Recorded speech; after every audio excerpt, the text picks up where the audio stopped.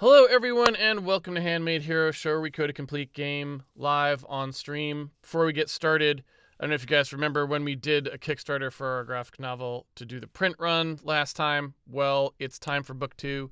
So if you were one of the people, or even I guess if you weren't, who backed the original Kickstarter and want the second book, or if you weren't and you want both books, this Kickstarter has both of them. It is now live, and it's already almost funded, so that's a pretty good thing. But there's a bunch of stretch goals and cool stuff, so please check it out if you get a chance. I have the book 1 here that everyone got who backed the original Kickstarter, or I guess people who backed for the actual book. And it looks awesome. The printers were amazing. I really can't say enough good things about the printers we worked with. They were actually a local print shop in Seattle, but you just look at it and it looks so good. It's one of the best looking graphic novels I've seen, actually. I feel like they have done such an amazing job. It's a place called Consolidated Press. If you ever want to do a graphic novel print run, I would use them. So that's up now, and you can check it out. You can just type Meow Book 2 Kickstarter into Google. You don't even really need a link, but I'll put a link in the video description, and also if you're watching this live on Twitch, I believe I put one in the little Twitch links section thing that I don't even know really where that shows up anymore. But its point is easy to find. All right, that's it for businessy news. I guess I'll mention one other thing about that is that we have had a lot of problems with spam foldering of our newsletter. We send out the newsletter very rarely, and apparently this is a really big problem. I don't actually know what the deal is. I mean, you would think that email would be a solved problem by now, but, you know, it's basically run by Microsoft and Google for the most part. So that's another way of saying it's a non-solved problem, because the last time Google or Microsoft solved a problem, it was like the year 2002 or something. So, you know, I guess it makes sense that email doesn't work. But until somebody actually comes along and figures out how to send text messages between two people, because apparently that's a huge unsolved problem in computer science, if you're a trillion-dollar company. So if some poor little tiny company comes along and actually solves email, then we'll be able to actually send emails to the customers who signed up for our mailing list. Until then, we apologize. Our mailing list mail, if you signed up, probably went to your spam folder. You can go grab it there, maybe, or if you're if you were on Hotmail, you can't even do that because Microsoft doesn't just flat out refuse to accept delivery of our mailing list, as far as we could tell. So it's pretty awesome. We will be switching providers in it probably and changing a few things. We might try to start sending the email more often, like once a week or once every 2 weeks instead of once every couple months. You know, our original goal was not to spam people with a ton of messages, but apparently, like, either, and this is another thing that's just amazing, like, Google and Microsoft are so incompetent that you're more likely to have your mail delivered if you send regularly than if you send irregularly. Like, if you send once every 3 months to try and, you know, avoid spamming your legitimate users with unnecessary news, you get penalized. Whereas if you send things like every week or every day, they don't consider it spam. This is the kind of thing that happens when the infrastructure for the world is written by people who got their CS degree out of a Cracker Jack box. And I don't know what to say other than it's absolutely ridiculous. We're going to try and fix it, but what it means more broadly is that when I come here to tell you about something like Meow the Infinite Kickstarter or the Star Code Galaxy stuff, I really can't promise that our emails will get through. So I apologize for people who signed up for the mailing list. I especially apologize for Star Code Galaxy people because there are literally 5,000 people or something that have signed up in the past few months for Star Code Galaxy. It's a lot of people, and most of those people will probably not get the email that lets them know that it's available, you know, when it goes into early access or whatever. So I don't know what to say about that, other than Google and Microsoft are just absolutely abhorrent companies. I hate them, and I've hated them for a long time. These are easy problems. They have trillions of dollars. There's no reason, I shouldn't say trillions of dollars. They have billions of dollars. They have $1 trillion market cap. There is no reason why they can't solve this problem other than the fact that they are absolutely incompetent.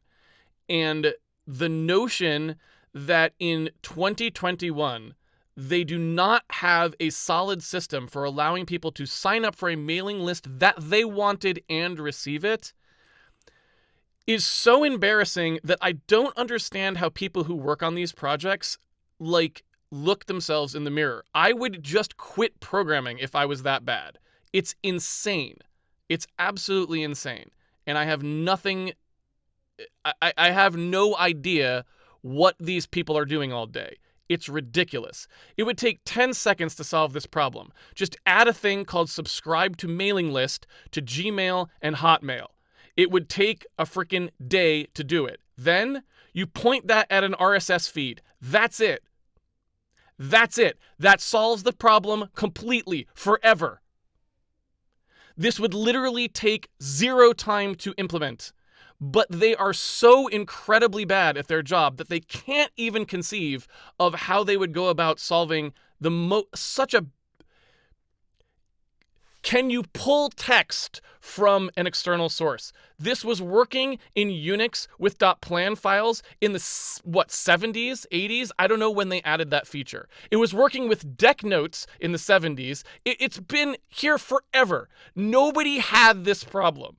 It is a trivial problem, and they can't even conceive of how they would solve it. With billions of dollars in R&D budget, infinite time, they've had 20 years, and they can't even solve pull messaging. They're like, we don't know how we would do that. It's absolutely nuts. It's a grotesque embarrassment, and I have no idea why it's still going on. That's the end of that rant. But if you're wondering why you didn't get our one mailing list mail that we sent in 6 months, that's the reason. Because the people who work on these projects have no idea what they're doing, and the companies who employ them don't care. Now, that we've got that out of the way,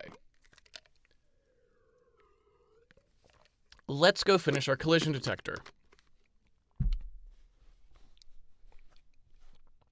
So, where we left off last time is our collision detector actually was working fairly well, I believe. But we made some changes to it where we do sort of the voxel search version of the problem because we wanted to essentially, improve the quality of like corner roll and stuff like that. So what we wanted to do is we wanted to go in here and make it so that when we actually, when something is embedded, start in the wrong directory.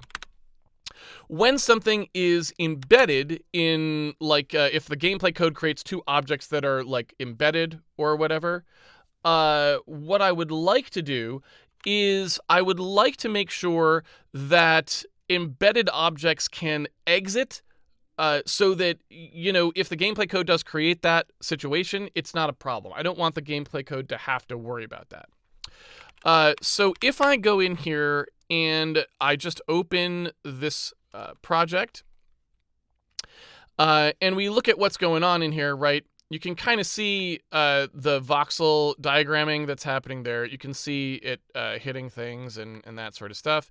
And it works pretty reliably now that we've changed to this model where, I shouldn't say reliable because it was reliable before, I guess, but it couldn't do roll off.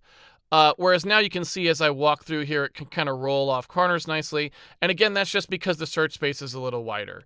But we still get problems, and we specifically, I believe, and you saw it get stuck there for a second. Specifically, I believe the problem is we don't handle the embedding case anymore. And the embedding case happens, for example, in this scenario here, you can see what I kind of mean. In this... we should probably have a way to turn this diagramming off so you can actually see the glove. In this situation, what's going to happen here is the hero has this part up here, this head part here. The hero has an actual block that's effectively immutable, right? It can't be moved. And so it's entirely possible to have situations, multiple different ways, where you would push something into an embedded surface using an immutable object in this game. Immutable objects can't be changed, so if they push something, it will just get pushed, right? And there's no way to solve that problem other than handling embedding. Because we want things that hop to be immutable. When they hop to something, they land in the middle of the square always, and if there's something floating there, it would get pushed out of the way if the hop has been validated, right? Using the transactional movement. So we need to handle that. And we also don't know, we might just have a bug. Like getting stuck on exiting this corner might have just been a bug, but it could also have just been the fact that when you hop through with the immutable square, it forces the glove into an interpenetrating state from which it cannot emerge, right? And we handled this in the previous iteration of the routine, but when we switch to the thing that does the full voxel search, we don't handle embedding anymore. So one thing that we want to do is make sure that we do handle that embedding so that we don't end up with that problem, right? All right, so I think we're good to go now with the goal here, but that's really all we need.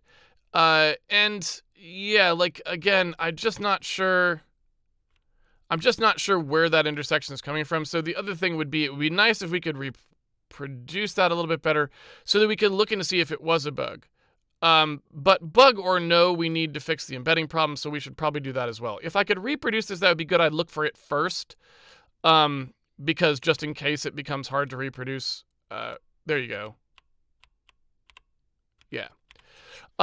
So with that, it's stuck in place. Maybe we could just look and see what's happening there, just so we know, just so we have some idea. I might go ahead and look at that state of the glove and just see if I can sort of suss out what it's doing. I'm going to go into the build. I'm going to switch the build to debug, and I'm just going to rebuild in place because I think that probably just works. So I'm going to rebuild the game in debug mode so I can debug it. So now it's running in debug mode, same state though. And what I'm going to do is I'm going to go set a breakpoint in the move entity routine and see if I can. It says program is running because F5 was hit. Why am I not able to set a breakpoint? I thought I would. Maybe I'm wrong.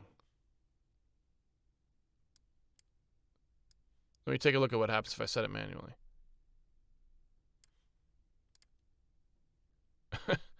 All right. Well,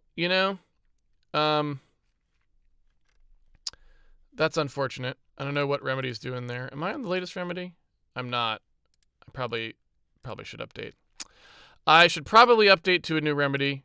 So I guess we'll put that on the back burner. But so if we step through here and take a look at what's going on, first we have to make sure that we're on the correct entity ID. So we probably, although, I don't know, it might be the case that it's that one first always, but let's take a look. So if I look at entity ID.value, and I take a look at, well, that's probably not the right one. Let me step into diagram filter, and we'll just, because we know which one we're diagramming, we can just use this as our determiner. So in here, we've got the global diagram group filter. Or not. How is it set to 0? I thought it was set to... the... Oh, right. Because we reloaded the code, and that's global variable, so it will get reset to 0. All right, that's not going to help us. So our problem is we don't know which one is the glove, right? That's the problem that I have here. And it might be that this only gets called once per frame. Let's find out, because if the glove is the only thing undergoing collision in this region, It is. Okay. So I guess we lucked out. There are no entities that are floating that are currently in the active region. So we get it for free. So if I come down here and I just take a look at what we're doing, let's let it create the voxel region, and let's just take a look at what the first corner setup is. So if I delete all this stuff, and we look, we've got the cell here.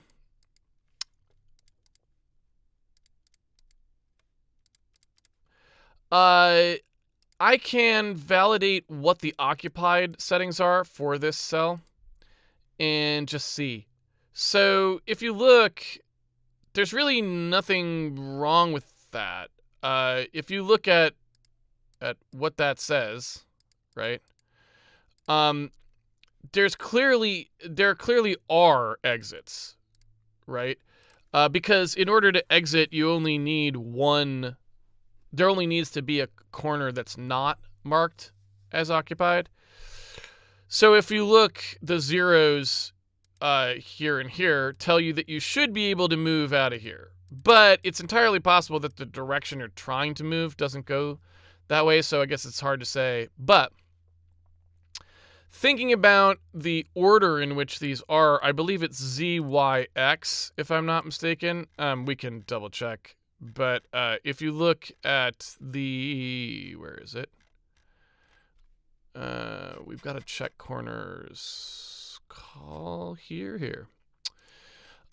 If you look at how these are packed in, so Z, Y, X, right?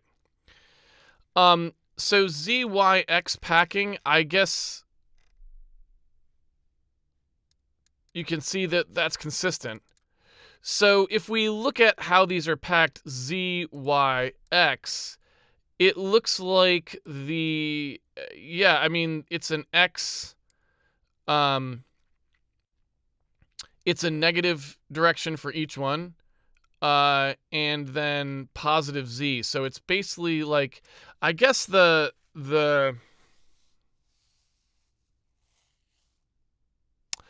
one thing I will say is that is a little confusing.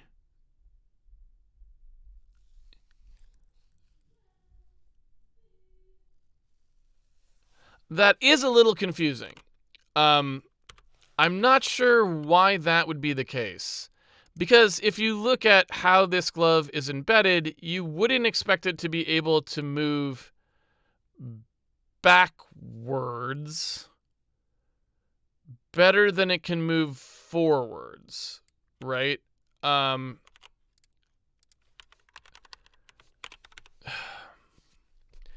that's a little strange, I will say. Like, if you look at how that's embedded, you know, why, the reason I'm a little weirded out there is Y goes this way positively. It goes up, right? The screen, not back. So if you were to take a guess as to which direction the X went, it would be it would be negative for X. But you wouldn't think it would be negative for Y. You know what I'm saying? So when we compile this in, unless I'm just misreading that, right? Which I might be, because it kind of is just like looking at some raw data. But, you know, unless I'm misreading that, if you look here, and you go down to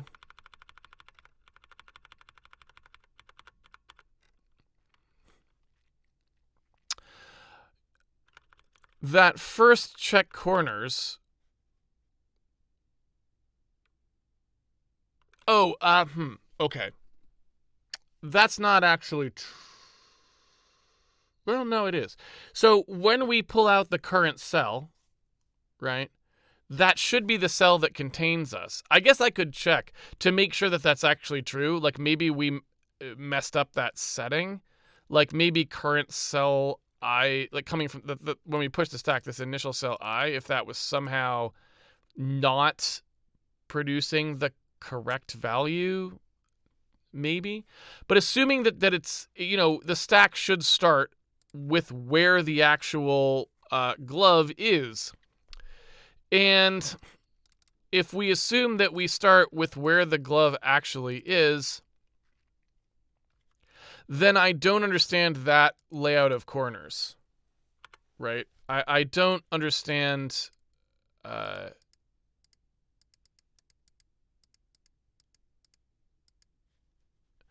don't understand those values. Because what that looks like is that x negative oh, but that's okay. Nope, I think I did just read it wrong. This is y positive. So y positive, x negative. All right, no, that's fine.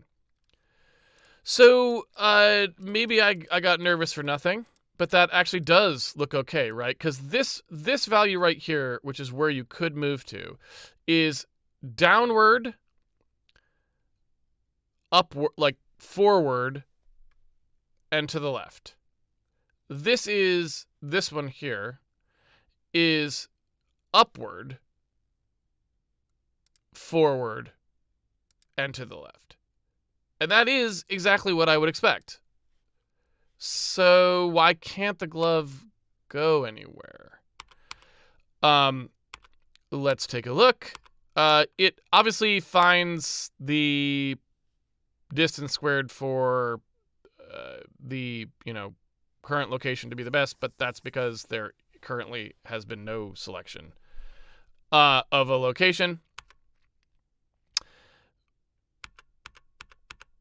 We're going to search now, and we're going to add new corners. So let's take a look at side X, side Y, and side Z. So this is saying that for reasons I don't necessarily know. So let's double check the delta P value here. So I'm not sure why it is searching this direction first, but we'll just take a look here. So according to this, it's X. It actually wants to go positive X.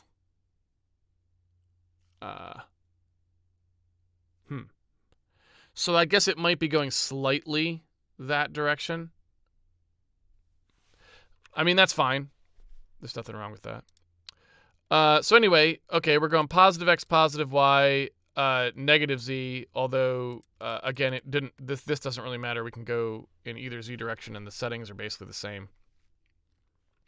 On the corners, so what we look first for is here. The side X, it will never trigger this one because we know that only the negative X has something filled in. So we wouldn't expect that to work. We will now flip and check the other 6. So now we're going to look at side X going the other way. This one should trigger correctly now. So that seems odd, right? Shouldn't that have worked? Because we know that side X is now 0. And we know that, therefore, 1, 1, 0 and 0, 1, 0 should both have worked. So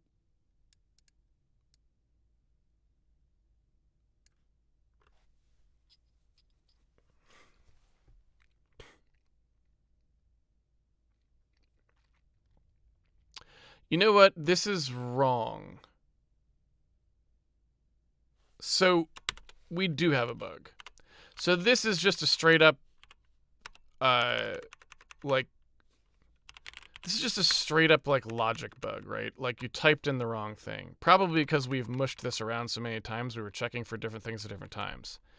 What we wanted here is to allow you to move if any of these are open, right?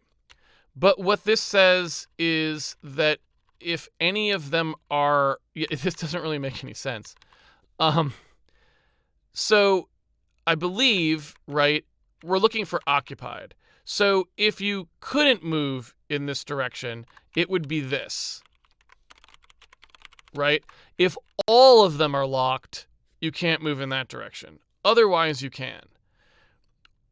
The or was the wrong way round. That would have been if it was saying which ways you could go. Then we would say, like, if any of them are.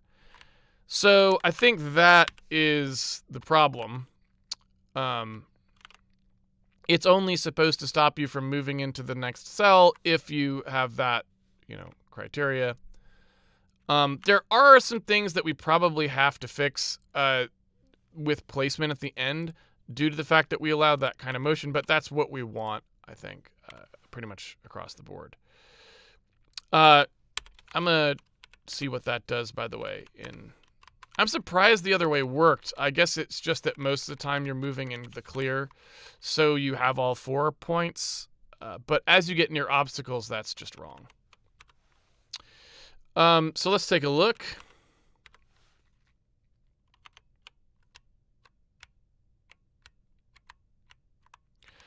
Still nice and solid there. No issues there. Corner roll off seems fine. I'm glad we stepped through that. That's just a dumb bug. So it looks like that let us tunnel. So that looks like a bug there.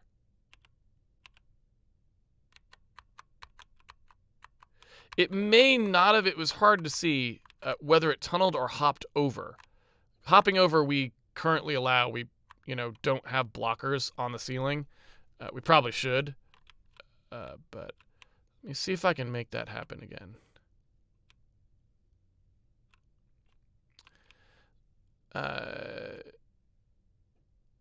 Again, the problem here is that without, it's a little bit tricky because without actually seeing what it does. Let me try and see if I can actually just get that to happen single step.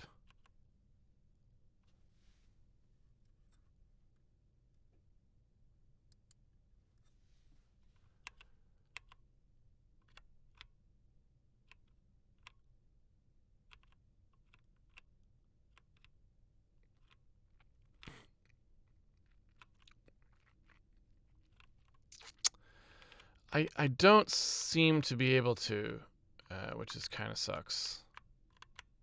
I was hoping we would be able to get that to do something where we could look at it a little bit more closely, right? I suppose one thing we could do is crank the time step down, although if it's somehow time step dependent, then it won't happen. But I don't know how. I need to get a look at it in a way that lets me know what I'm actually looking at here, right?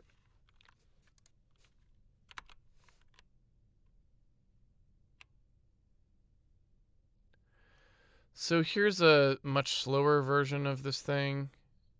I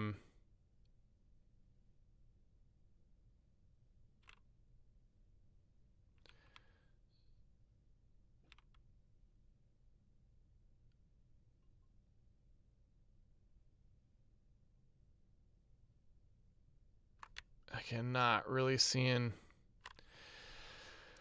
Well, this one's a bit of a puzzler.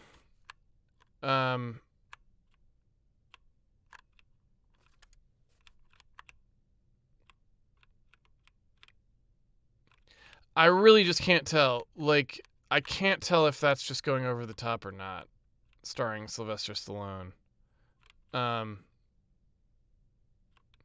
Because it seems pretty solid everywhere else. So it seems weird that it would be somehow sneaking through the geometry there. That said, collision detection is that kind of a problem, where some particular piece of geometry is just so that it exposes a bug in your routine, like that, right? I couldn't tell what happened there. I really want to be able to look at what happened there, but unfortunately I can't. So I wonder, one thing I could do is maybe turn on looping and see if I can get it to happen. But again, I don't know what I'm really going to do, even if I can. We need a snapshotting feature for the collision, but yeah, again, it's a lot of work to implement for a small project.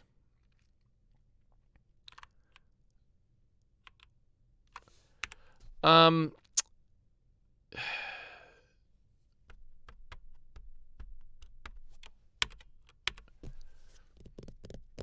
I don't know. I don't know. I'm not sure what we're going to do here.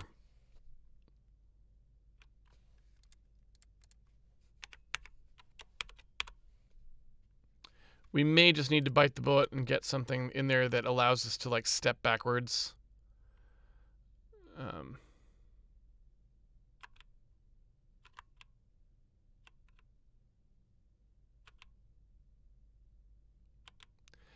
Because it looks very solid 99% of the time, and I just can't tell if all that's happening is just that it goes over the top or not, right? It doesn't look like it. Like, it doesn't really look like it's going over the top, but so that's why I'm concerned. But it's really hard to tell because it happens so quickly, and I don't know that I would really be able to see either way.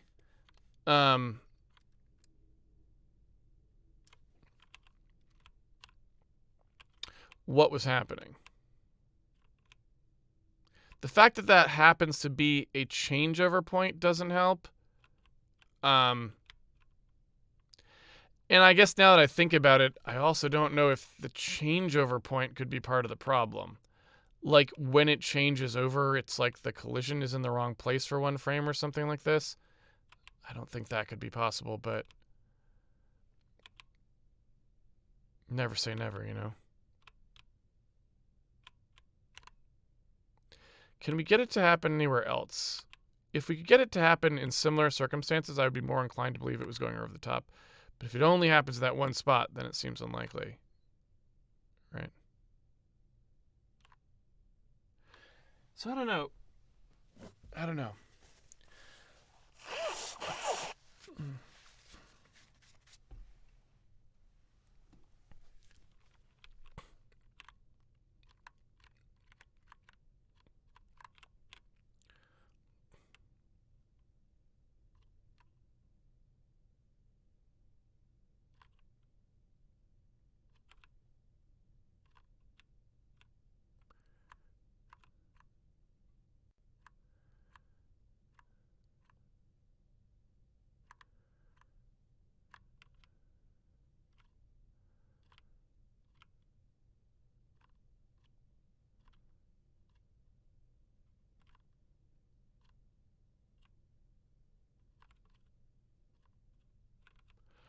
I don't think I remembered that those guys left little poofs when they hop around. So, I don't know, this looks pretty stable in every other case that we're looking at here. So I really don't know what my guess is. I'm not sure. I just do not know.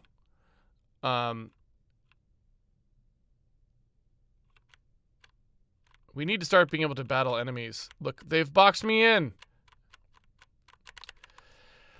So I don't really know how I want to approach this.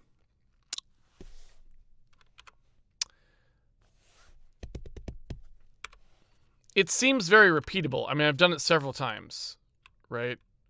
And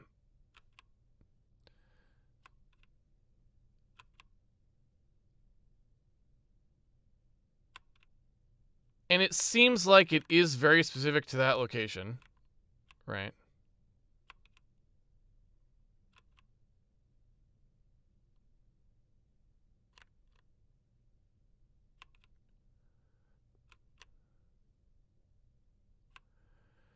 And it seems like it's able to get out of the world. Like, it seems like it's able to tunnel, to me. It doesn't look like it goes over the top. So how is it doing that? We know there's 3 colliders there. You can see them light up, right? What's weirder still is it's able to get back out as well, which also doesn't really make any sense. So it's a pretty peculiar situation, it would seem. And I do think it must be a bug. It must be a bug in the collision routine as it stands.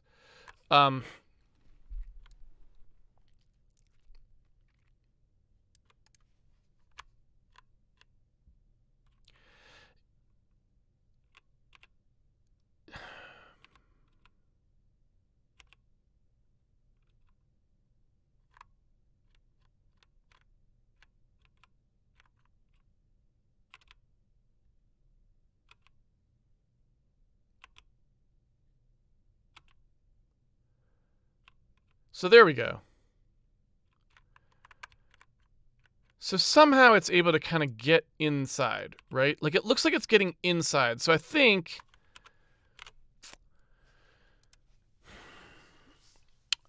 there's some kind of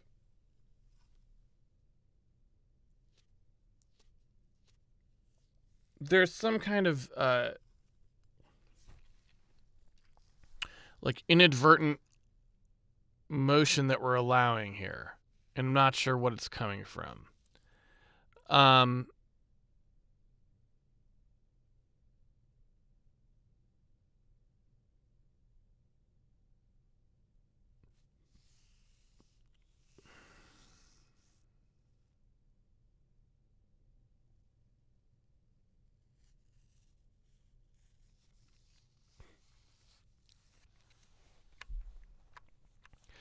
After changing to and,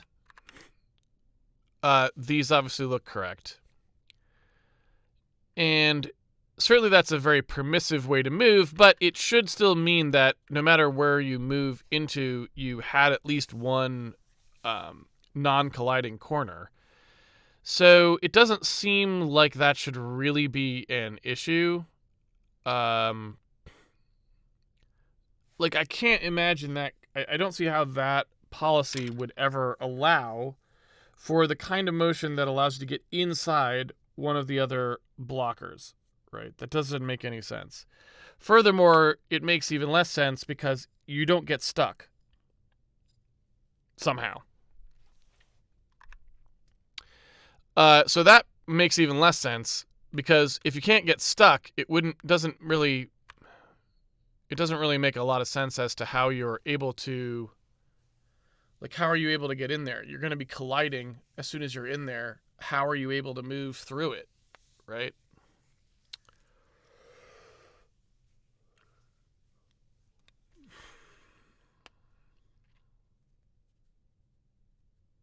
So this is a bit of a puzzler, to say the least.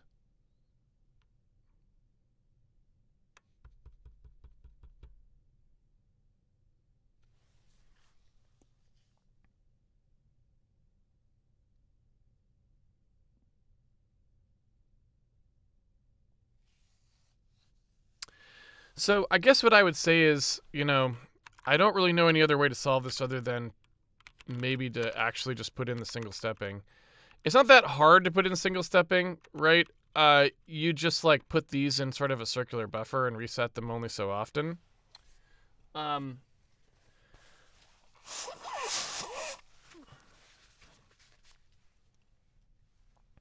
assume this thing, like,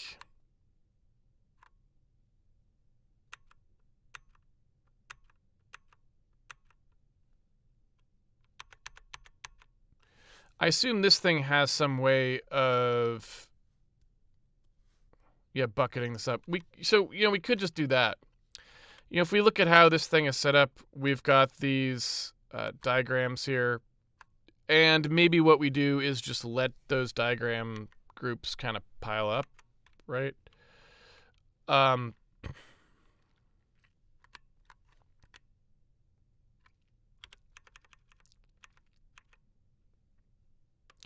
Like if you imagined this diagram reset, if you imagined that happening only every so often, so like if you imagined this having a thing in it that was like reset counter, and you just said like, okay, as we go through here, every time someone does a reset,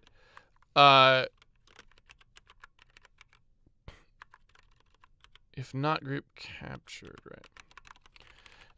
Every time someone does a reset, we just go like reset counter plus plus.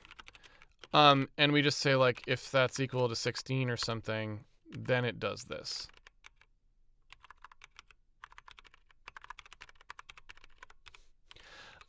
In my imagination, that would allow us to store like 16 frames worth of, look back or whatever you want to call it, right?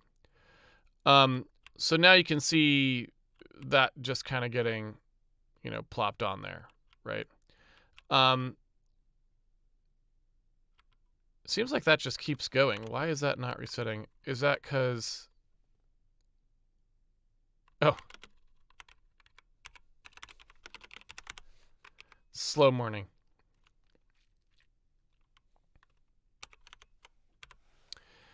So that'll just leave trails, right? And so if we wanted to, what we could do probably is make something where it's easy for us to keep some of these around, and then we can look at the diagram single step after the bug occurs, assuming we can get it to occur, which, it seemed like it was happening fairly frequently before. Of course, once we actually try to find it, there we go. So you saw that, right? So I guess what I would say is it's really tough call because it looks like it's on the top there, which is really difficult to say whether that's going over the top. Let's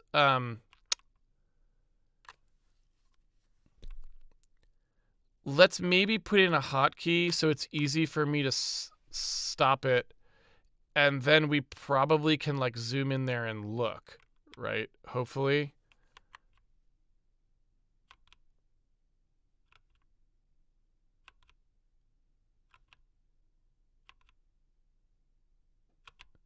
I really wish this was a little easier to make happen. You can see that it's on the top when it gets to the other side. But you can't really see exactly what happens when the bug first happens, so it's a little bit difficult to guess. Again, I don't think it's going over the top because you'd think you'd see it more clearly there, but I just don't know.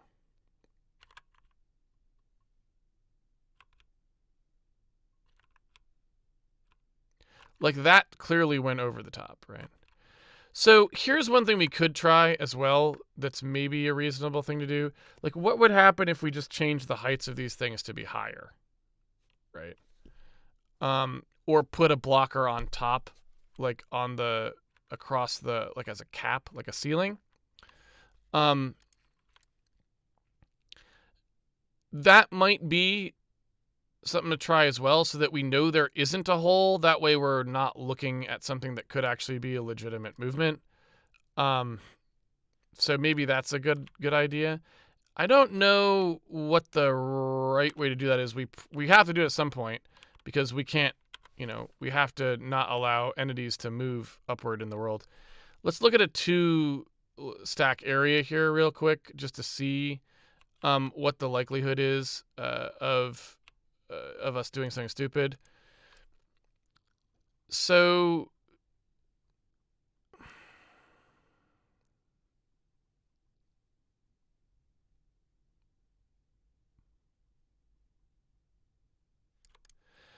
I mean, yes, making them higher for starters might just be a better idea. I don't know looks-wise if it might not be good, though, because it might be that looks-wise we want them stumpy like that, because just for art purposes. So I don't know what we want to do with the blockers. Of course, we can make the blockers any size we want. So maybe, like, just add the collision.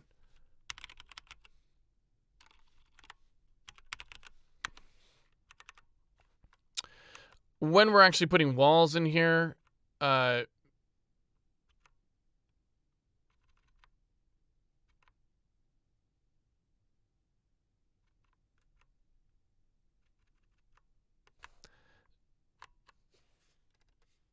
this right here, I believe the add piece occluder is specifically for the lighting system. And so in theory that wouldn't affect the collision. It's just this collision volume here, right? So the vol thing where that actually gets set up, to take a look at. Yeah, so you make relative here. You can see it makes traversable out of that.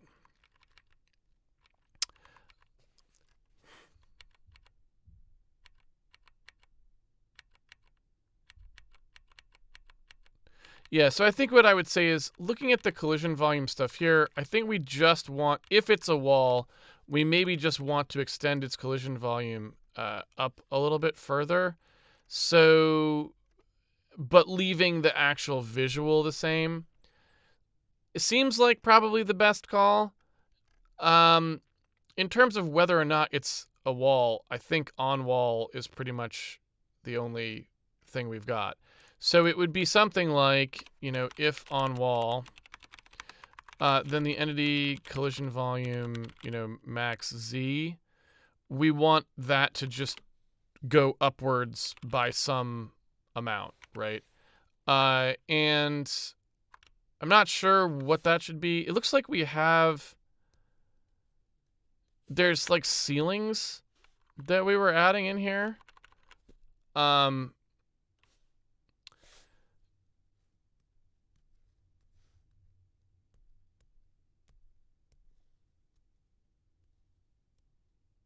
So again, I'm not really sure how high we want these collision volumes to go, but I'm just going to hack that in there for now because I'm not sure what we want there. Let's just see what that does so that we can get some more information. So when I look at it now, you can see it's not much higher though. So we probably want it to be like another wall height's worth is what I'm thinking. So we probably want to add like the full wall height on again, or half that height or something like that. So we probably want to just do like something like that and see what that does for us. So let's see how tall that is. So that seems better, right? That seems better. Okay. So now we know that there should be no way to go over the top. That's like just not possible. So you can see now, like, and that's really weird. Wow. Okay. So you could see it still able to do the tunnel. I think. Yeah. It's still able to do it even with walls that high. So we just have some kind of bug where you're allowed to tunnel through the corner somehow. But yeah, I just don't know how. I'm also kind of weirded out by the fact that if you look, there's like... Is there somehow like not a collider there? Like, why is that collider not showing up? You see how they're all showing up, but not that one? But why not? When you're in the corner, you should be colliding with this collider as well. So that's really strange. And I don't know.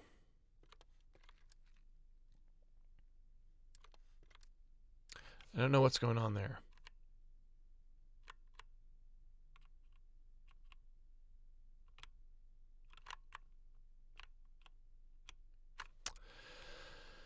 All right. Well, we're not out of the woods yet. I thought we were in good shape, but we're not quite in good shape. We still got some buggies in the way this is working. It's closer, but it's not close enough, right?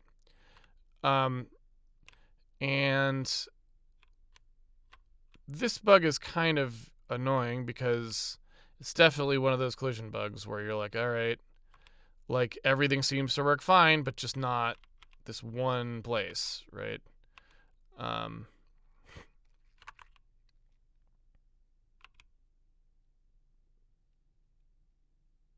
I was able to make this happen down here once, right, too, but again, really hard. It's really hard to get it to repro this behavior.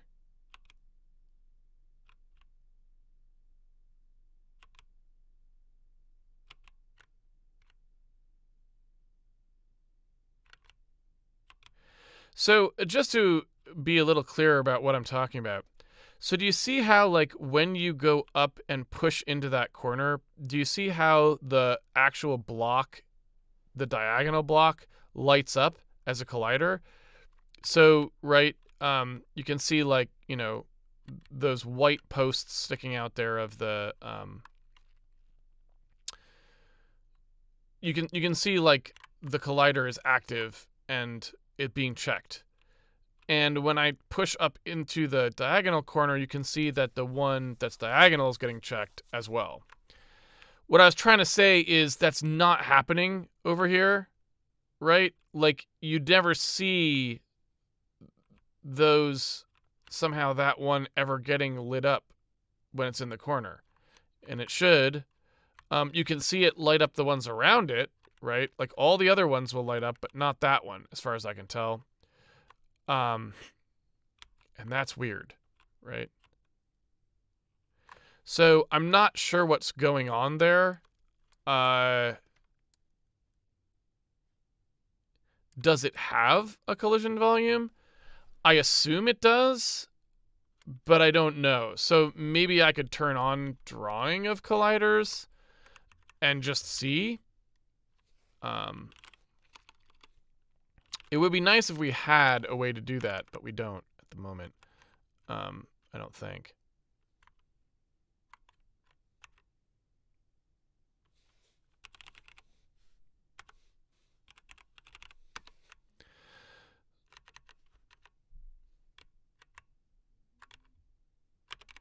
So I'll just enable it debug wise.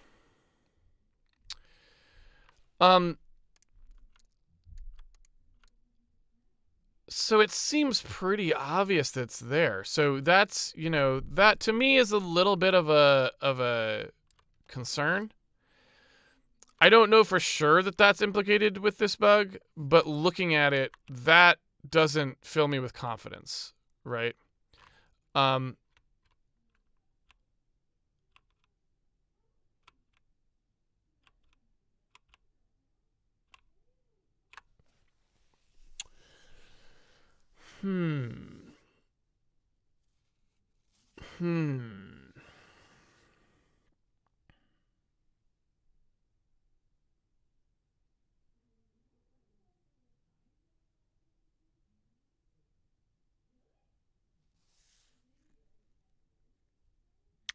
So why would we not see that light up for collision?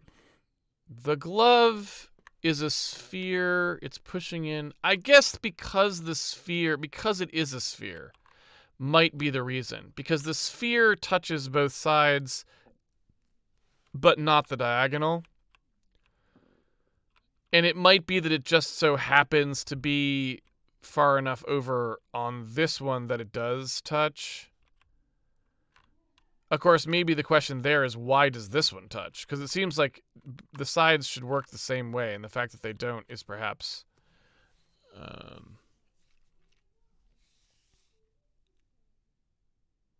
perhaps a little suspicious. How do we want to handle this?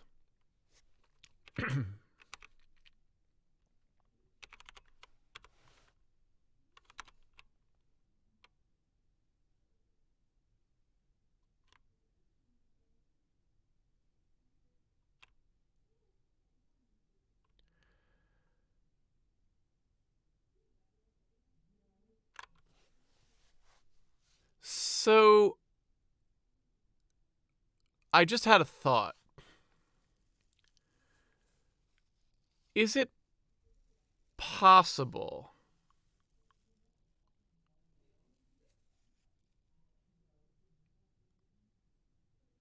well, no. So, I guess what I would like to do here is I'd like to just be able to watch, right? I'd like to see how the search happens and what it does. You know what I mean?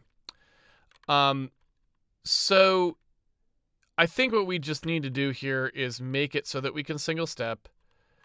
Have it so that as soon as I see this happen, there's a key I can hit. So I come through here and I see it happen. Of course, it's not happening anymore, but it happens there. I hit some button, like spacebar, right? And it freezes the diagramming, so it just stops. It stops recording new diagrams. You know what I mean? When it stops recording new diagrams, then I can step through the diagrams one by one and watch the solve happen. I don't know any way we're gonna solve this other than that. Because I just don't see how I'm never gonna know. I'm never gonna guess what series of events allowed it to do what it's doing. And especially because it seems so like it has a rhyme or reason to it. It seems like it's going in a very specific pattern, and so it's really hard for me to understand like what is actually happening there, right? And especially because we also don't know, like there could be bugs anywhere. It doesn't have to be in the voxel search. We could have a bug in the collision code or something, right? That's saying that like, it's not colliding. So without seeing more information about what's gone wrong, we don't really know. I mean, we've got a sphere collision detector that we just kind of threw in there. And the sphere collision detector, we don't even know if that works, right? So I'm just not sure. Looking at the sim region code here,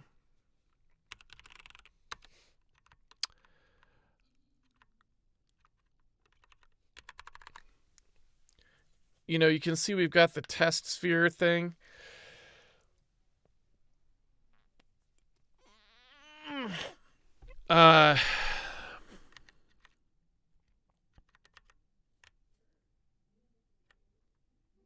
Like you could easily see this having a bug, right? You could easily see this having a bug.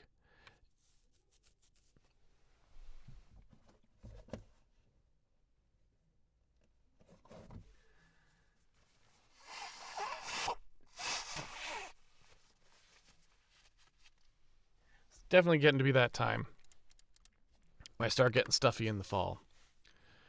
So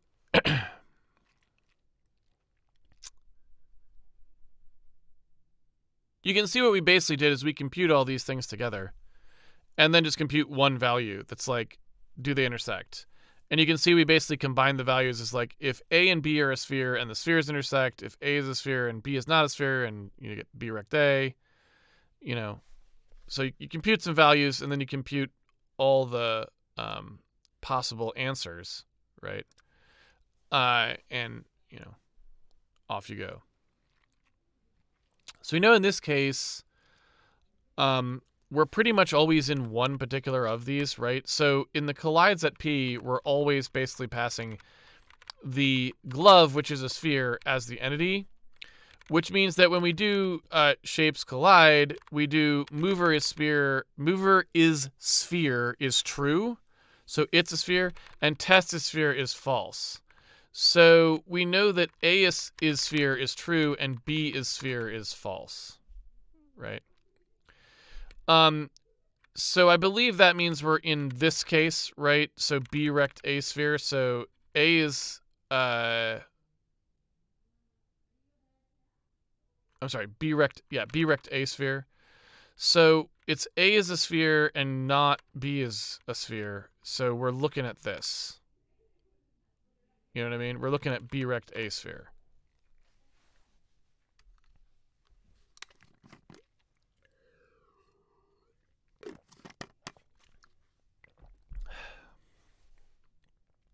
So B rect A sphere is just the length of the two less than the radius of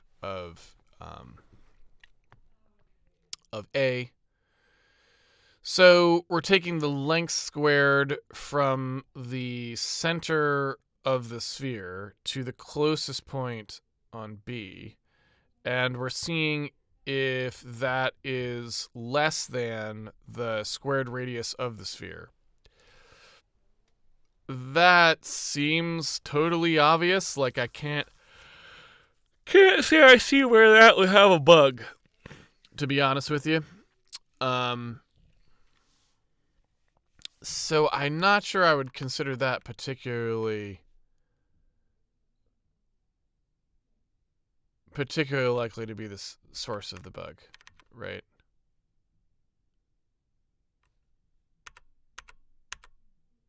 So that doesn't seem super likely. In the collides at P, there's not a lot to it, and we're drawing these things. So it doesn't seem like there would be much of a reason to suspect that either. So, yeah, I just don't.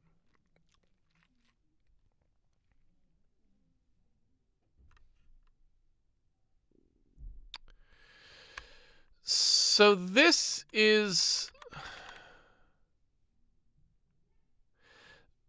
part is a little bit iffy, though.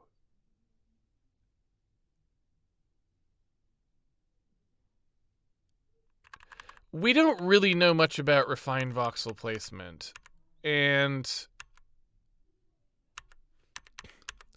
we haven't thought very much about how that might affect things. I'm not really concerned about it in this case because, like I said, it shouldn't matter much because those colliders are solid. So it's not like there's just a wall there that's like infinitely thin, and if you got on the other side of it, you could move around. The colliders are treated as solid. So if you moved into them, you should be frozen in place at that point, right? You shouldn't be able to move anymore. Because when you come out of this thing, we're not handling the embedded case. And this is why this is so... this is why I'm so sure there's a bug, right? Is because if we're basically freezing you, so if corners come back and they're all unoccupied, so you can't move anymore, then how are you able to go anywhere once you get embedded in the wall, right? It doesn't make a whole lot of sense.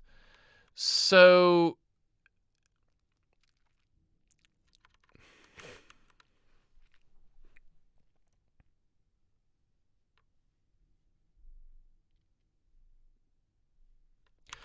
it feels like you should always be trapped inside your initial cell. And you should never be able to actually get out of there. You know what I mean? So that part doesn't add up.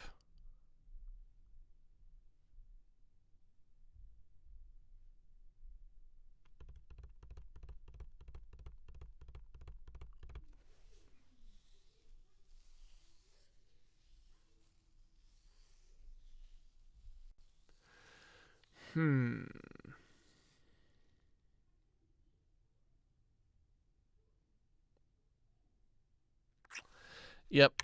I still don't have it. It's a slow morning. I'm very tired. I didn't sleep well last night at all. So it may be that I'm just missing something obvious. And if I were more awake, we wouldn't have this problem. But I don't actually know. It could actually also just be difficult. So I'm not sure. I'm not sure any way to really explain that. What I could do too, just really quickly here, is change how we're drawing these diagrams. So, a lot of this is not that useful. So drawing the spheres and stuff is not that useful. It doesn't really let us see very much of perhaps what we want to see. And so what we could do here is maybe draw something that elucidates what the corner status is a little more clearly, right? So if you imagined when we do check corners, we're mostly drawing the colliders, but what if instead we mostly drew, so instead of like this, right? If instead of that, I feel like we could instead draw like what the corner state was. So what if we like turn this off entirely? And then when we do check corners, anytime we do a new corner, we would draw that point. And we just draw whether it was in or out. You know what I'm saying? Like,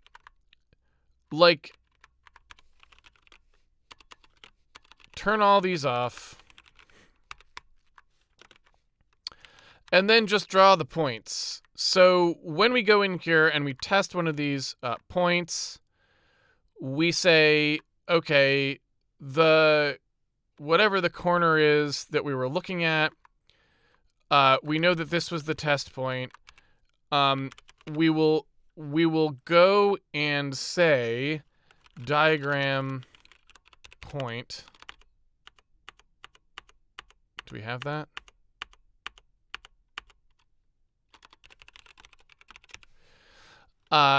We'll draw a point there, and we'll just make the point color be based on the occupied setting. So if the field occupied is one way or the other way, we'll set it, right? So we'll set the color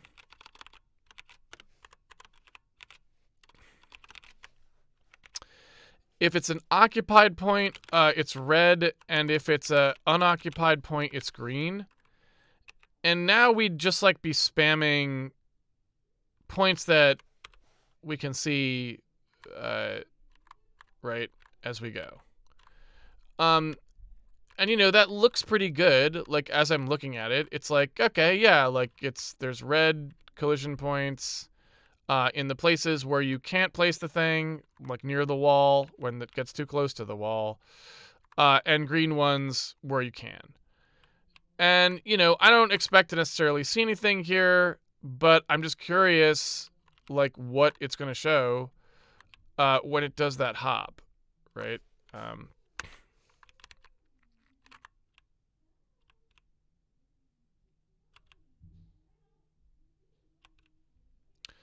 And of course, it's not doing the hop now. So we don't see anything because it's kind of interior, right? One thing I could do here to make it easier on us to see is to just not draw those. So when we're in the entity code, like if I want to be able to just look through them, what I could do is in here where we go and render stuff, I could not draw cubes. So, just turn that off. You don't get to do that anymore. So now we can just watch that happen, right? So let's try that.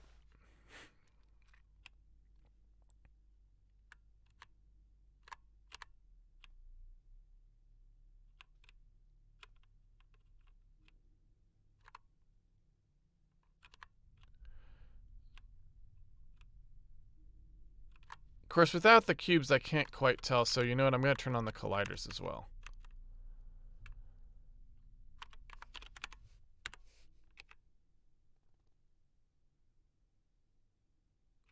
All right.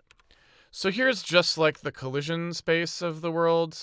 So here's the hallway, right? And there's the doorway. And now I just have to get this thing to like go through there. So that was weird. Like, why was it black instead of... What does that even mean? Did you see that?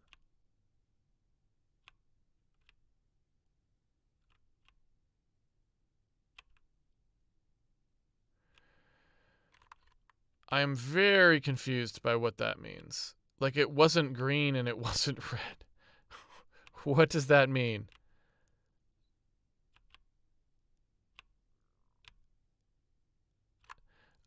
Again, I really need a way to pause this.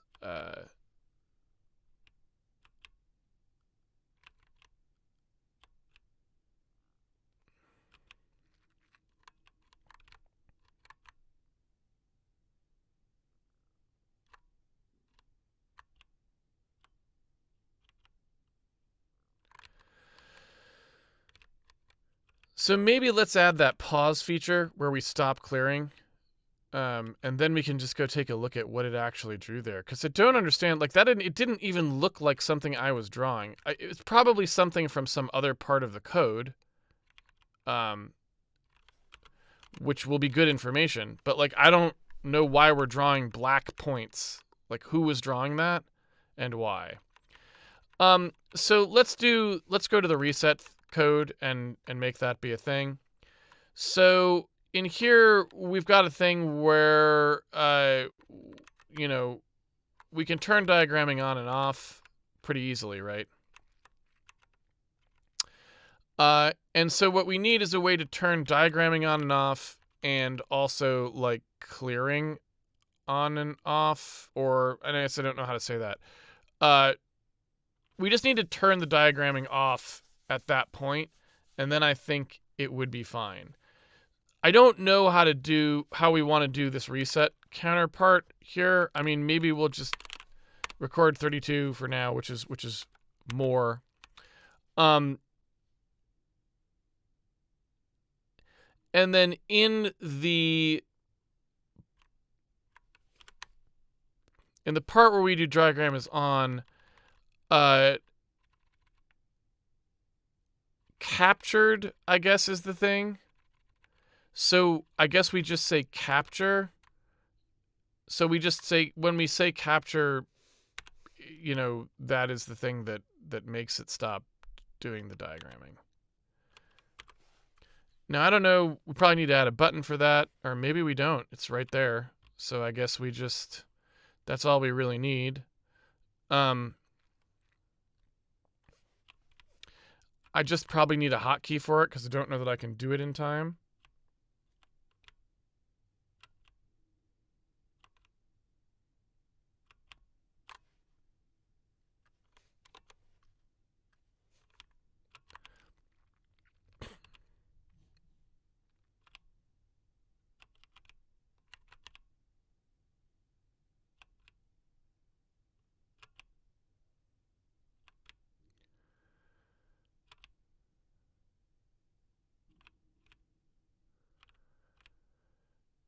Come on.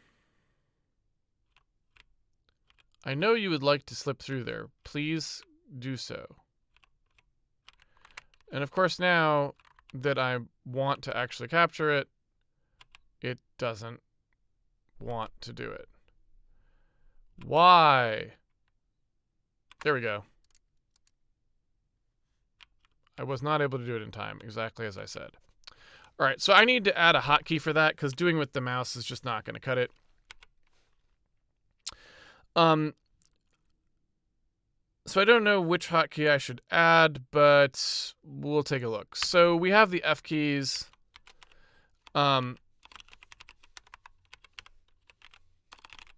Set up in the platform layer here. I don't know what they're called, like debug keys or something like that. But there's basically like a, you know, an F key pressed thing. So I want to go take a look at where we're processing that. And, you know, we'll deal with that there. So maybe because we've got the diagram thing, this collision thing here, maybe we'll do a thing that allows us to toggle there. So if, you know, if like the shift key was down or something like that, like one of the other debug things we have. So if you hit shift as you're doing it, shift F9, it'll toggle that state.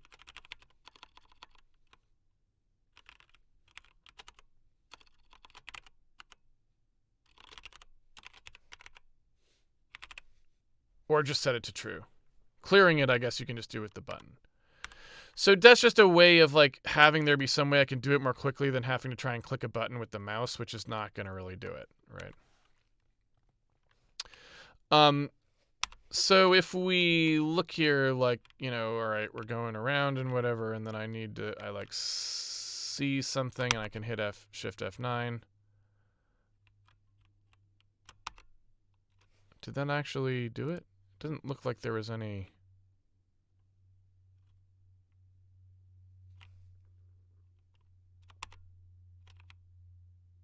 No, that does it. That does it, all right. All right, so hopefully this will get us something. You know, maybe it will, maybe it won't. I guess we'll find out.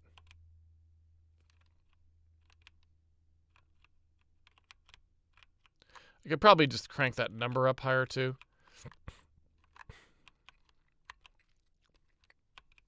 Number of frames captured.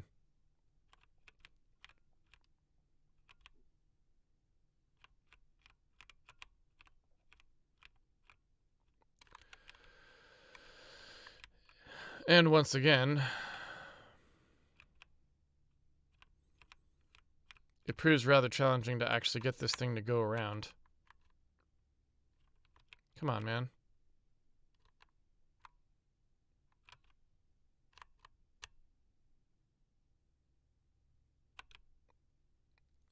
It really doesn't want to do it. Come on. Go in there.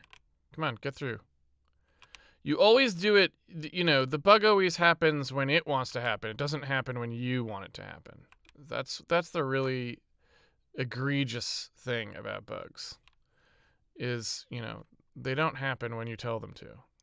It's really the worst part of it. If bugs always happened when you told them to, they'd be a lot easier to find. It's kind of fun, like, seeing the weird, like, springy glove thing. It's kind of fun seeing the diagram of that. Right? It just looks kind of cool.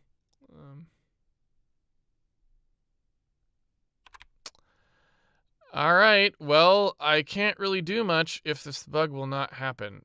Mr. Bug. This is... There you go. So that's Mr. Bug. So now we have an actual capture. So yeah, I mean, like, it's... As far as I can tell, this is just extremely erroneous. The collision detector says none of those things are allowed. It's just able to move, even though the collision detector says very specifically that it may not do so. Right?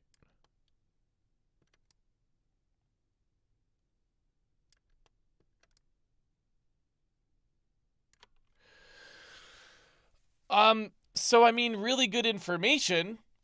So that's nice. I mean,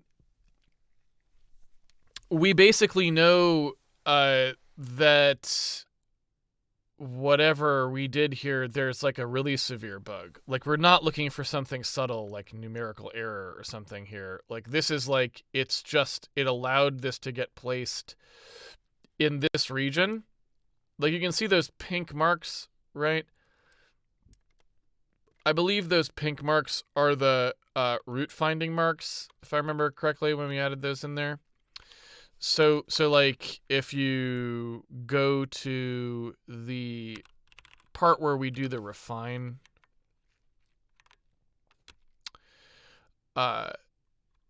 it's this, I believe. You know what I'm saying? I think. You know, don't quote me on that. But I think it's that.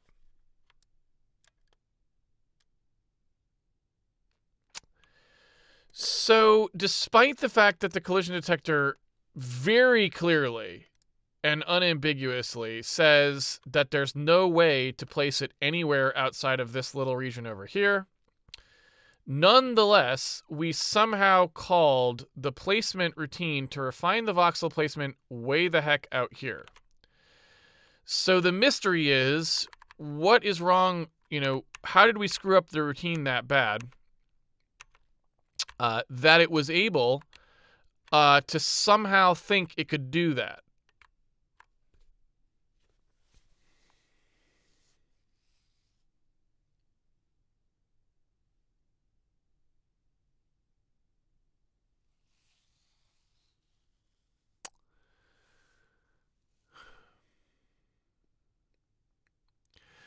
So there's even more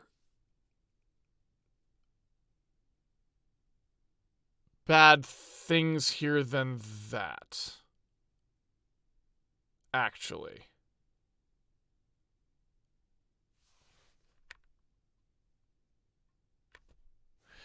So, riddle me this, Collision Man. Think about this diagram that we're seeing. There's something else that really doesn't add up here. We don't check corners for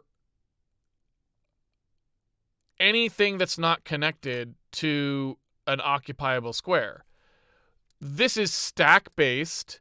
We push one initial cell onto the stack, and then from each cell that's in the stack, when we pop one off, we're supposed to only push things onto the stack that are accessible, right? That have a green. So in this diagram, we are only supposed to push things on that have a green, like, cube touching them somewhere. So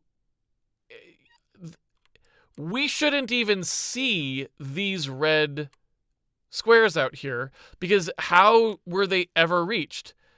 You should only ever be able to see the red squares surrounding the green squares, and then that's it. So our voxel stack push is itself broken, right?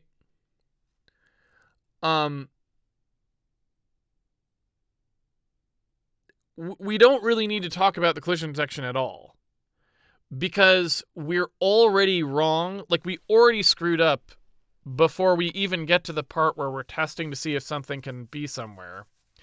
We're already wrong before we ever get there, because we never should have been able to do that, right? We should not have been able to...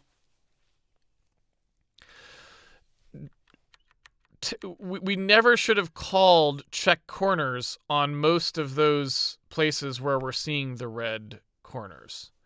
So, like, when we come through here, you know, there's two ways that could be happening. Oh,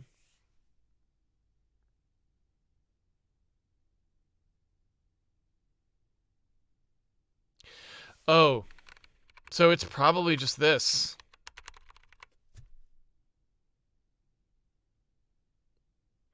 So it's probably just, yeah, wow. That sucks that I spent all this time looking for that when if we had just started working on the embed code, we would have probably fixed it. It's probably just this, right? It's probably just that when you find one that's completely embedded, you switch them all to false. Now, of course, that should, well, before I say that, though, how did you get there? Because you shouldn't have been able to.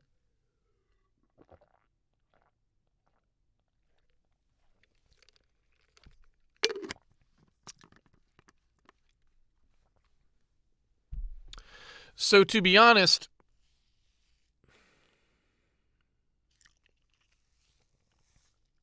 that doesn't really quite explain it. Because, yes, that allows you to move through embedded spaces, but only if you started in an embedded space. If you didn't start in an embedded space, how would you ever get into... You would never test a cell that had all of its corners filled.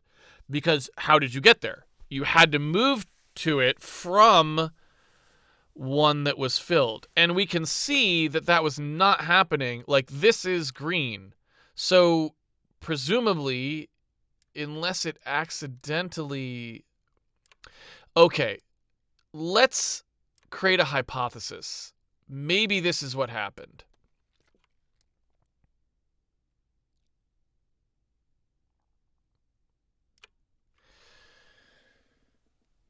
Maybe what happens is our refinement placement routine is capable of accidentally putting you slightly outside of the cell that you were in on the previous frame. And what happens is, in this one specific case, it does that, and it puts you into a cell that you're embedded in. Then the embed code, which is wrong because this happens and then we don't process it, right? This is the to-do that we were going to do today.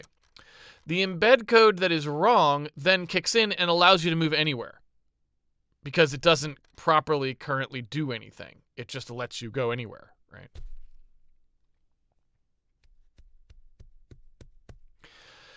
If that were the case, then it would be the refine voxel placement routine, right?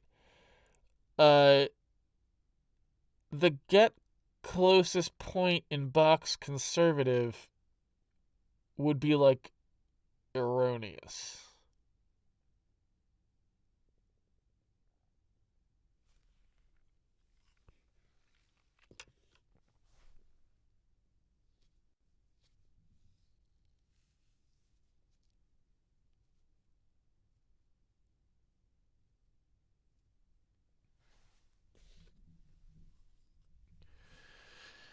That could be it.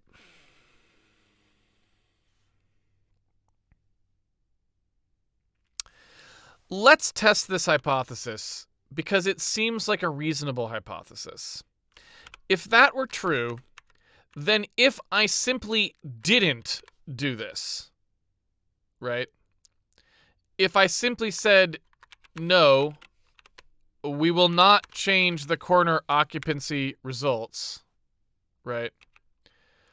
Then that should not have happened. Meaning we shouldn't be able to reproduce the exact same scenario we just saw.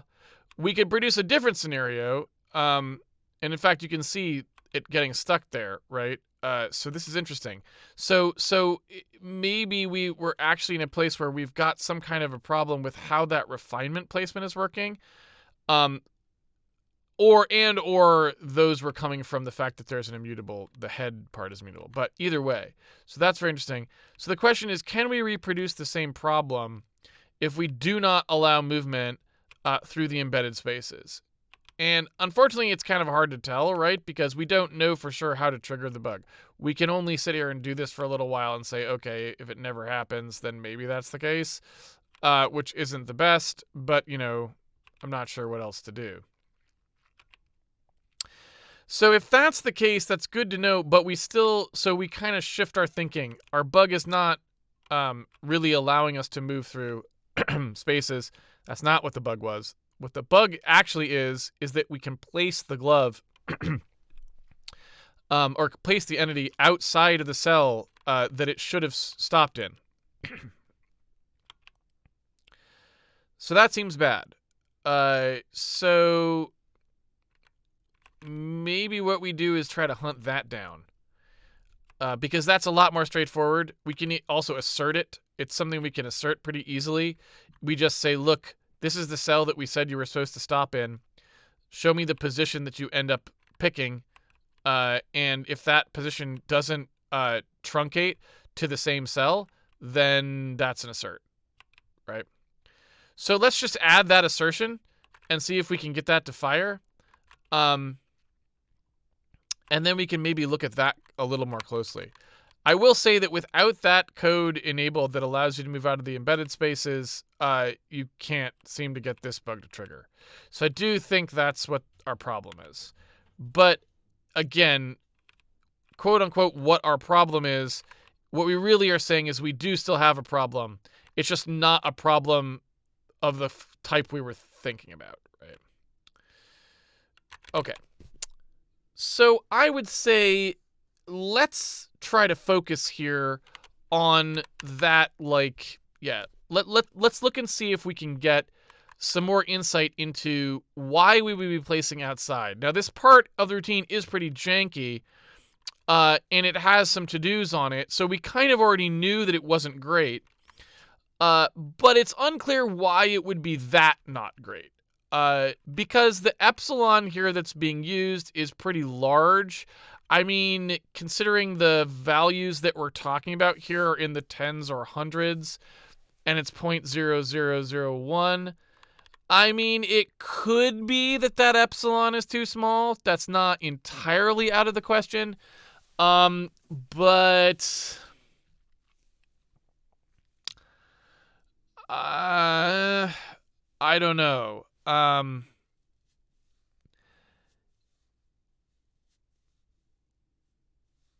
It does seem a little weird. What I will say is that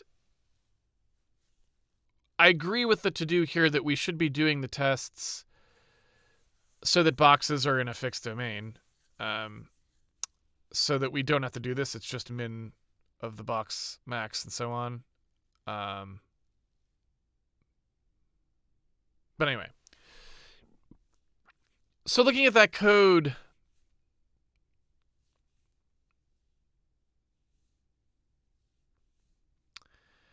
I mean, I don't see a lot of ways that screws up. The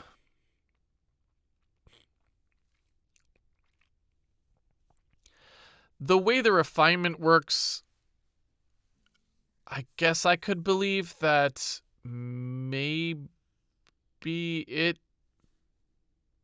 puts you past it slightly because of the lerp.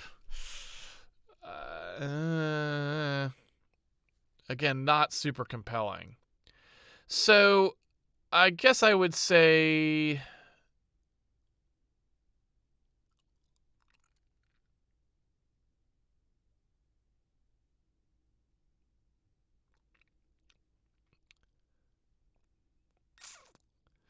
I'm going to start with the assertion. So when we've got this notion in the earlier part of the code where we just say, okay, let's get the index for some location. What I'd like to do is say after we refine the voxel placement, I'd like to do a double check here. So,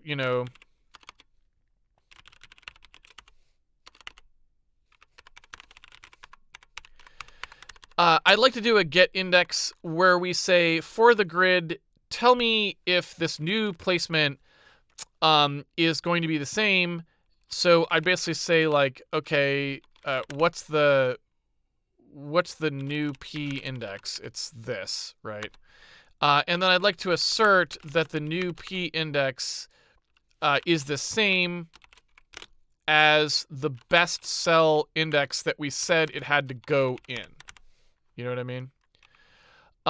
So that way, like, anytime that we place the glove in a cell that isn't the cell it was supposed to stop in, we will get, an error, right? Or hopefully.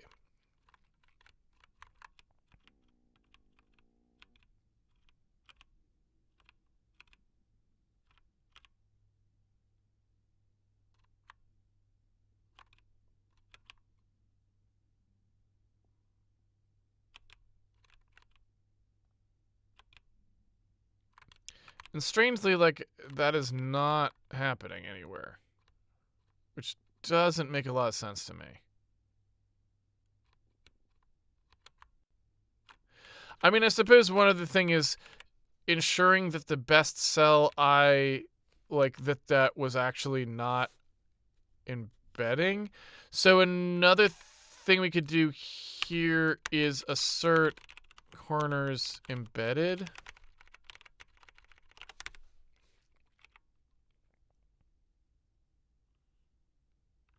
Of course, it starts embedded, doesn't it? So that's kind of an issue. It would be nice if the glove didn't start embedded so that we could actually use that trigger. I mean, maybe we can do that. I'm trying to think of how we fix that problem.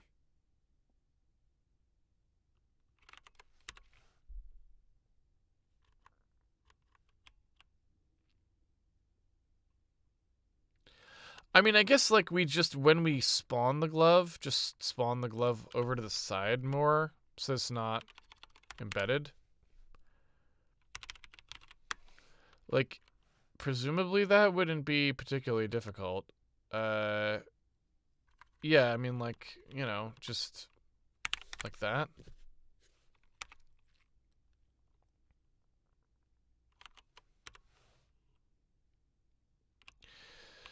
Okay. So, again, kind of tricky because I'm not sure. We do have the problem of the hero's head is going to create embedding scenarios that we can't necessarily prevent.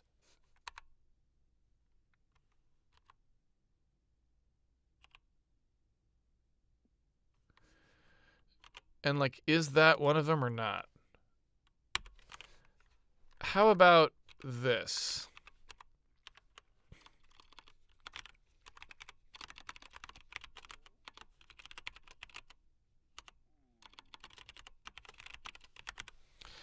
When it gets embedded, we will set the capture.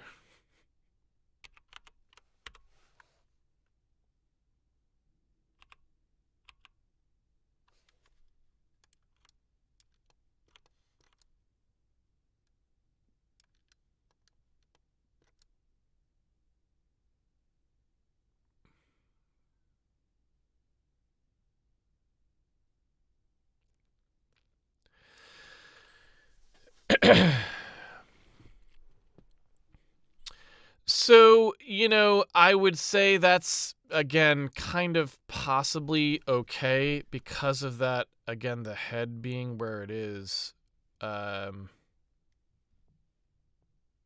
So, what's one thing we could do is we could turn off that head collider as well, or shrink it down so that we don't have this problem as much. Because again, that's something we can adjust later. So, if we look at this, maybe we make that less wide. I don't even know why it was that shape to begin with, but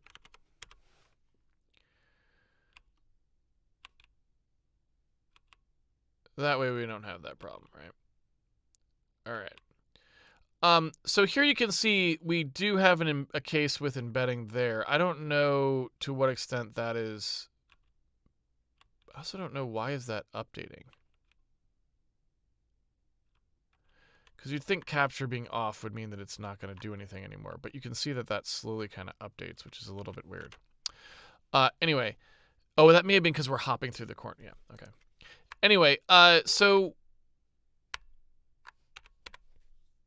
we could probably now go back to an assertion and then start to debug from there.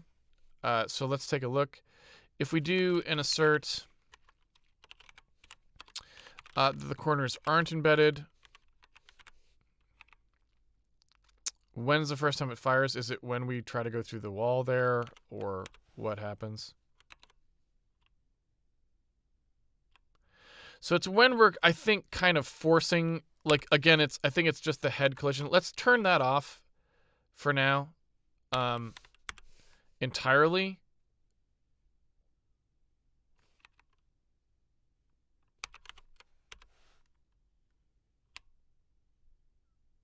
Okay, cool. So we're actually getting that collide, that, like, embedding right, uh, you know, effectively during an actual,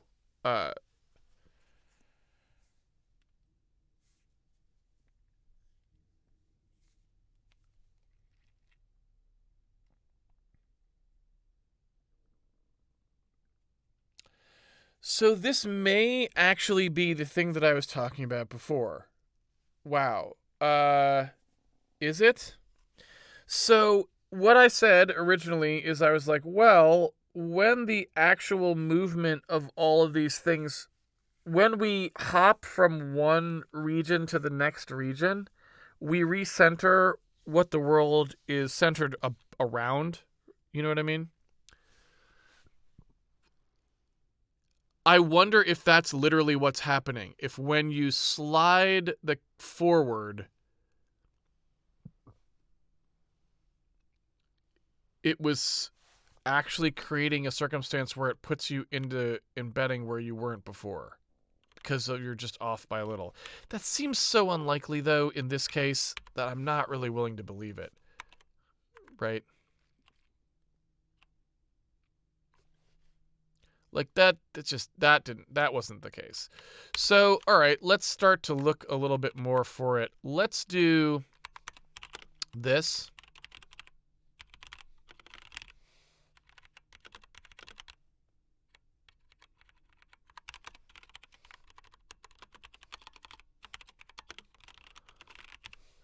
Let's just set a little if statement here that will set saw embedding, and then if we do,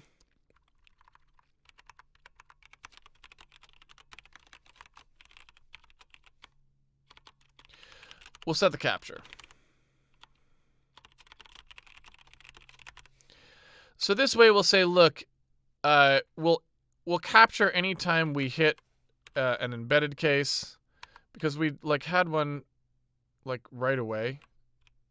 Yeah, so we have one now, right? So right there.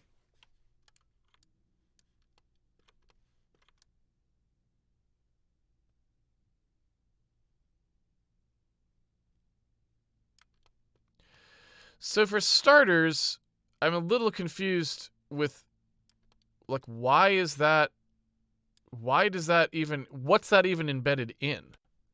There are no colliders here, so how did that happen? We turned the hero's collision volume off, right? I mean, it's not, there is no collider on the hero.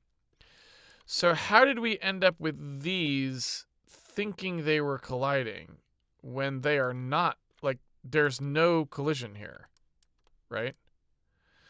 So it seems like we have a bug with setting corners to colliding that are not actually colliding with anything.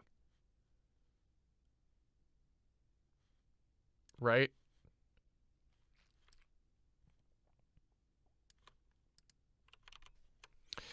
So could we investigate that? What is going on there? So in the check corners call, we get the cell bounds, and we loop through the 8 corners of the voxel. We look to see what the corner index is in each case. And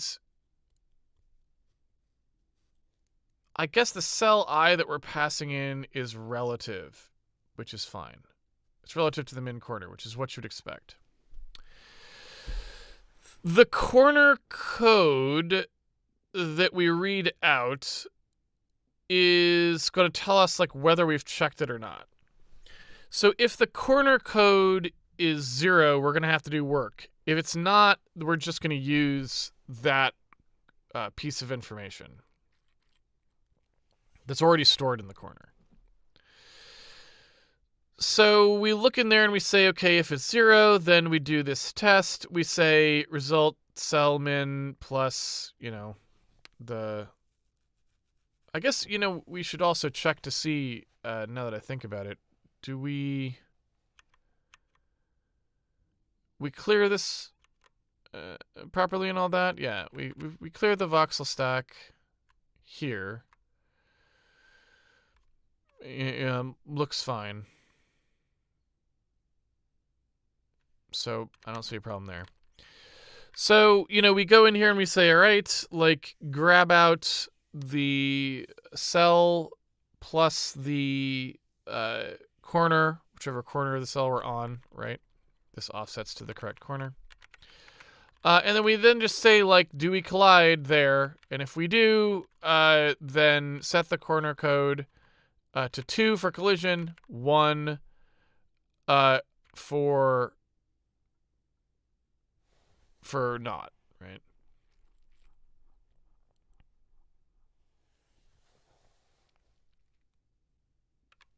I mean, it's really pretty straightforward. At the end, we read the corner code out. So, either we updated that code here, or we are just going to read it from the array unupdated. Use it unupdated. We get that corner code out, and we set it. We just set it. That's it.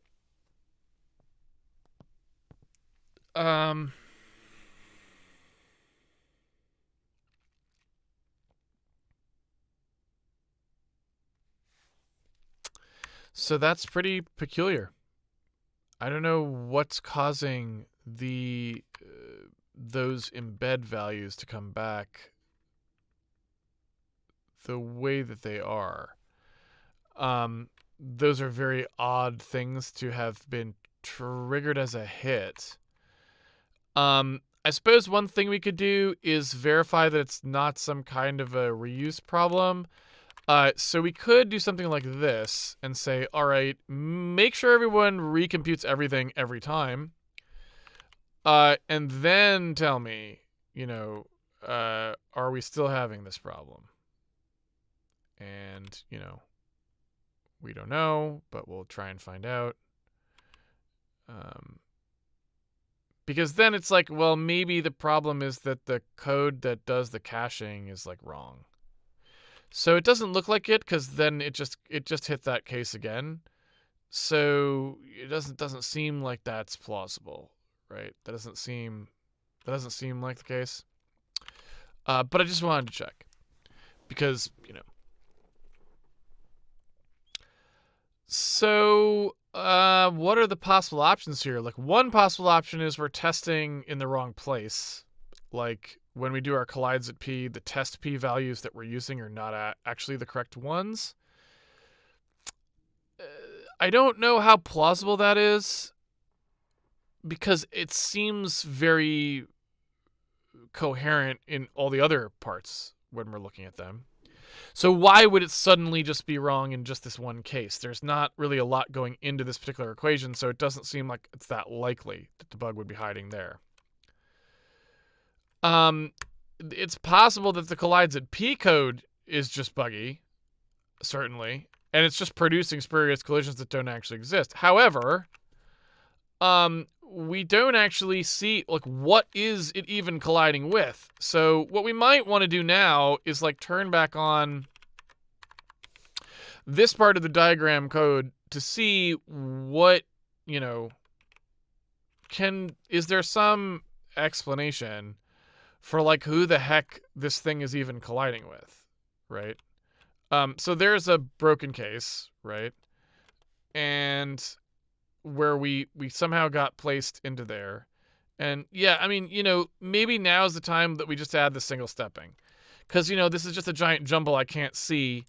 But if I could step through it, I would be able to see like why it thinks there's like colliders like up here when there's no reason why there would be, right? It doesn't make sense why there would be colliders here when it's clearly going to be high enough off the ground at that point that it shouldn't ever collide. I suppose there is one question, which is, well, we test entities to make sure they don't collide against themselves, so it can't be something like that.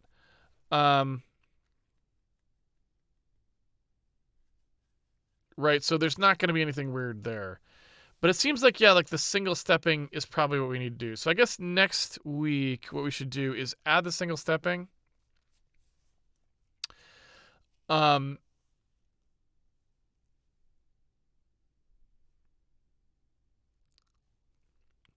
the single stepping, debug why we're getting those incorrect collider points is basically how I would classify them. Like, they're not actually correct. There are points where you don't actually collide, but it says you do, So fix the incorrect collider point. Then we move to doing embedding, and then we should be good. But I don't want to turn the embedding on until I know why it's doing those, because the embedding will just quote unquote fix this problem. It will allow it to get back out of these situations where it thinks it's colliding.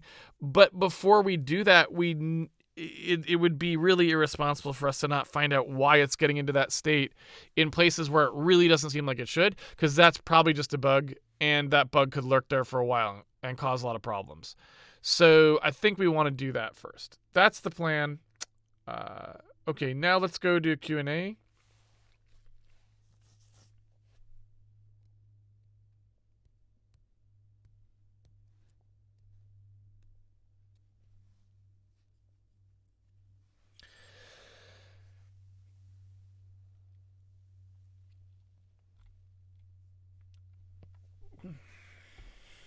if anyone's got any questions. If no one has any questions, then we're done.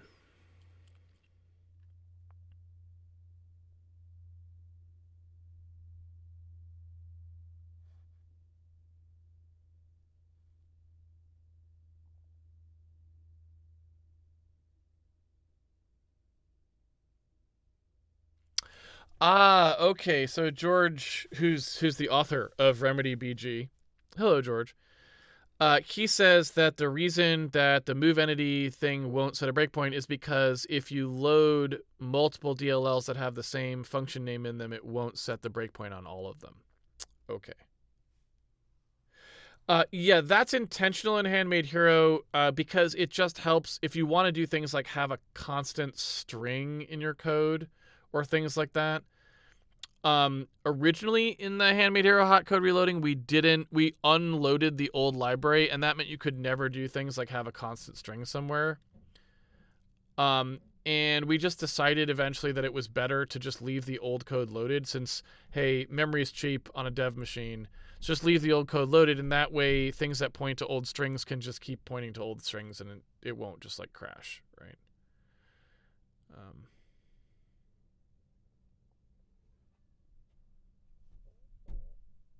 But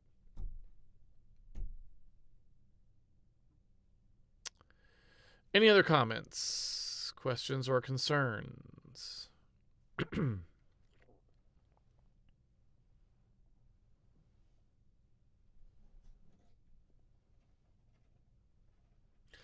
I suppose in general, like, how does that work with overloaded functions, or George?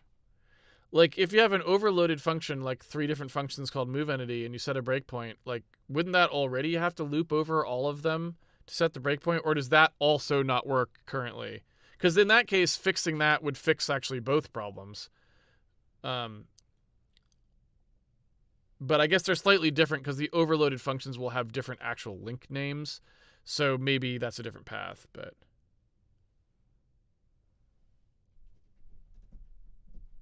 Gotcha, yeah.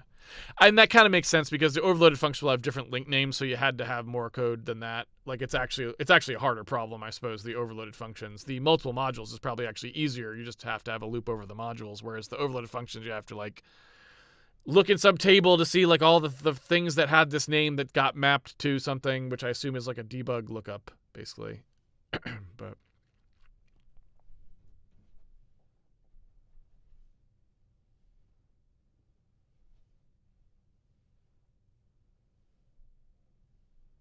yeah, the whole the argument hash nonsense, yeah.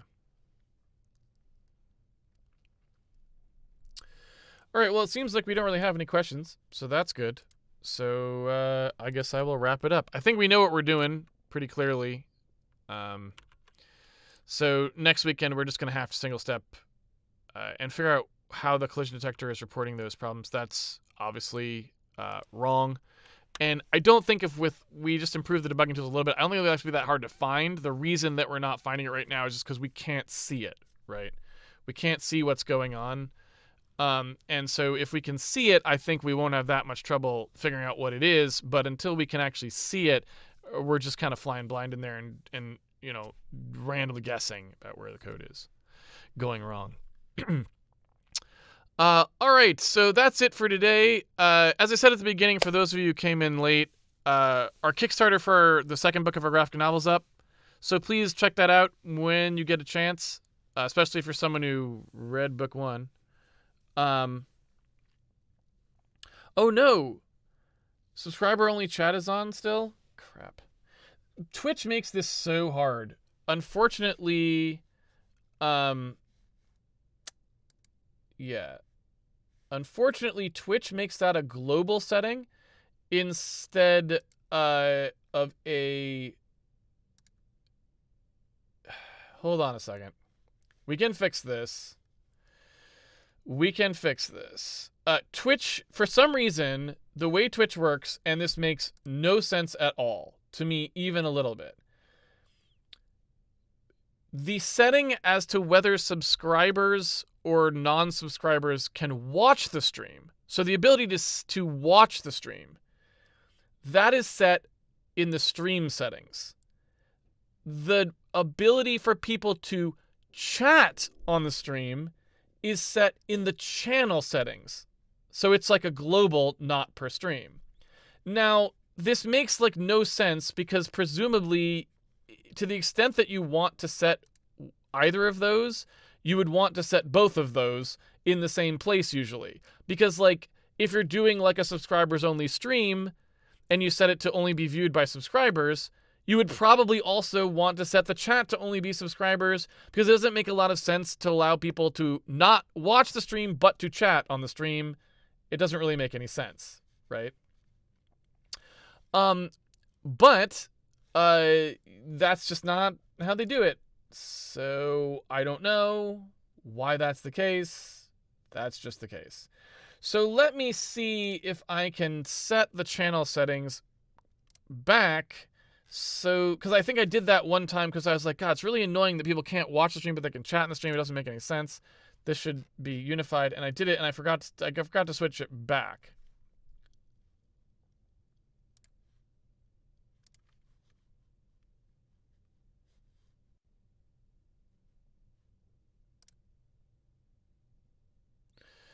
All right. So, hey. Did that work?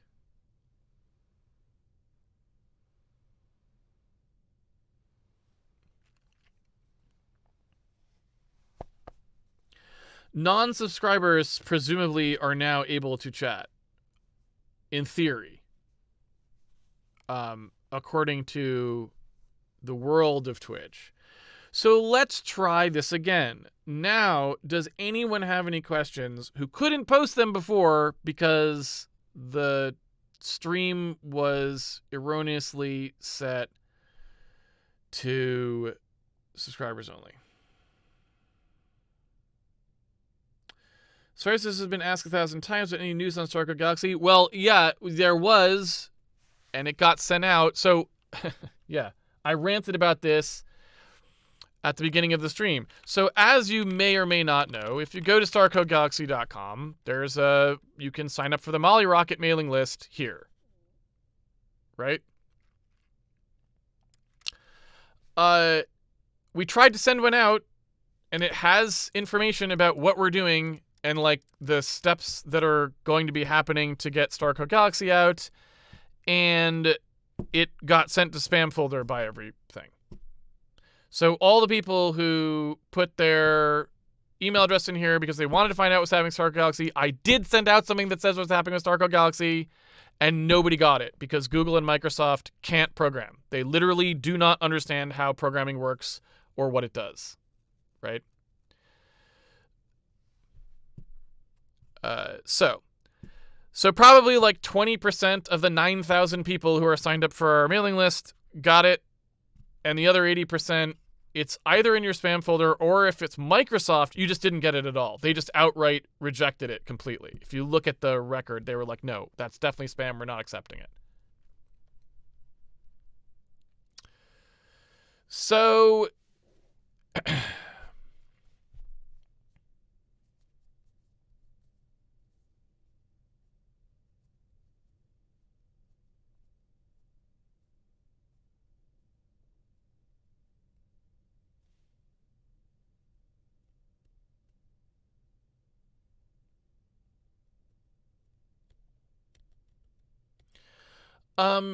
Star Code Galaxy doesn't have a subscriber limit. It's if you put your email address in here, you will get we only send out a mail every once in a while.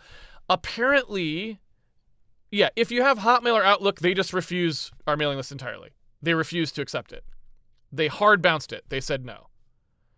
So 394 people, I think it was. It wasn't very many because most people who subscribe to the mailing list aren't on Hotmail or whatever. But they Microsoft just flat out denied delivery. I can't really tell you just how angry I am with Microsoft and their level of absolute garbage programming. It's so ridiculous. Like, they have no right to be a software company at all. Like, if you can't accept a mailing list mail to an email address in 2021, you are just a failure as a team, and you should stop. right? Don't ship an email service if you aren't capable of shipping an email service. So here's what I'll say. We will try to send out this email again. We are going to do a few things. One of the things is we're going to switch to a different provider, email backend provider. We use it. You can't send emails yourself, because if you send emails yourself, they'll definitely bounce. So the only way you have any chance of sending an email to a mailing list is you have to go through a backend provider. In 2021, this is a real thing that happens in the real world because Microsoft and Google literally do not know how to program, and their mail spam teams are staffed entirely with people who have no idea what they're doing. Like, even a little bit, right? It's a joke. So we were using SparkPost. We'll probably try to switch to a different provider, and we'll try sending out another update. We don't know if it'll work, but we'll try. We'll see if it goes to spam less often. You're probably never going to get it down to 0, right? But if we could get it down to like only 10% of the people are having it go to spam or whatever, then maybe that would work.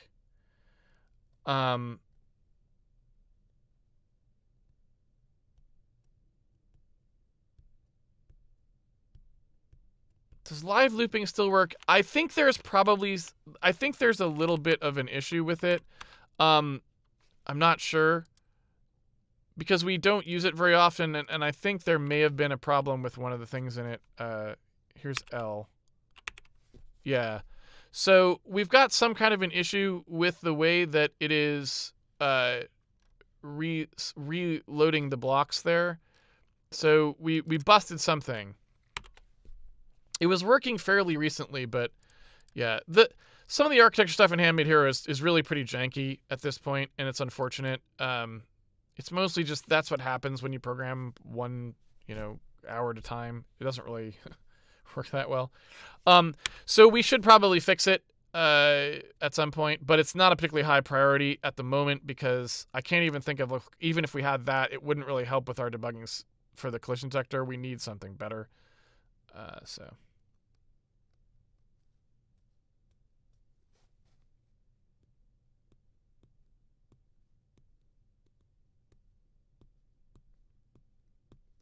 No, it's like horrible. I need to post like a very violent rant about this because these people have no business calling their services email. Gmail and Hotmail are not email. What they are is a sort of pseudo email service that sometimes gives you something, right? Email is when someone sends you an email from an email account, you get the email. That's email, right? If you only get that email 50% of the time, you're not running an email service. You're running a joke. You should call it like, Microsoft Not Mail, right? And maybe like Gmail could be renamed like GEE Mail. Like, Gmail? That would be nice to get. Too bad I don't, right? It's unacceptable. This is a trivial problem. And they turn it into a hard problem by refusing to accept the obvious thing, which is that you just need to put the ability to sign up for email addresses into the frickin' program. Just make it so that signing up for an email list is something you do on the client side.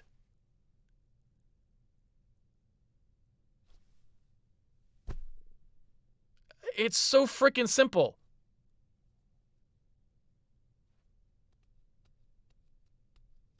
This is just, it's a joke.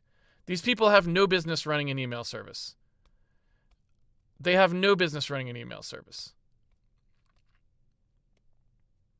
There should have been a thing in the spec that basically says that you're not allowed to call something an email service if it doesn't receive email, right? Like, there should have been a thing that makes what they're doing not actually comply with email, right? So, we kind of screwed up because we stopped speccing email before we should have. Like, we should have specced it differently. And we should have said, like, okay, here's how you do guaranteed delivery, right? And that sort of thing.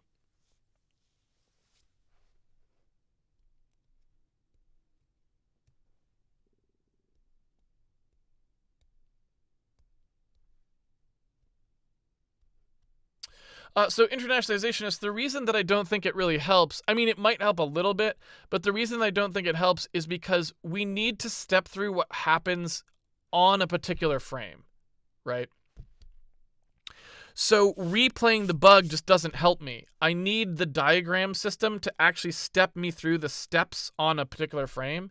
So once you have to add that, you're going to you have it, right? So recording, it can maybe help a tiny bit to like isolate a rarely occurring collision bug.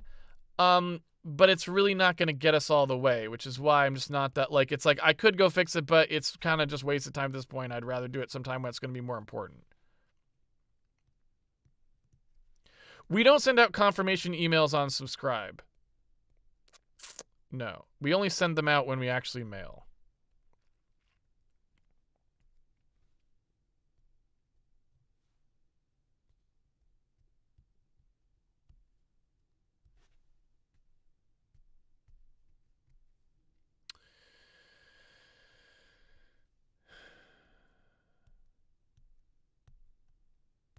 Do we expect to finish in 2022? I don't know. We only do such a small amount of programming every week on Handmade Hero just because I'm way too busy to really devote more time to it, that I don't know that we would finish in 2022, because it's literally 50 hours that will happen in 2022, right? Which is not very much programming time. Or I guess maybe 100 hours. I don't know, something like that. Just not very much. So, maybe, but I doubt it.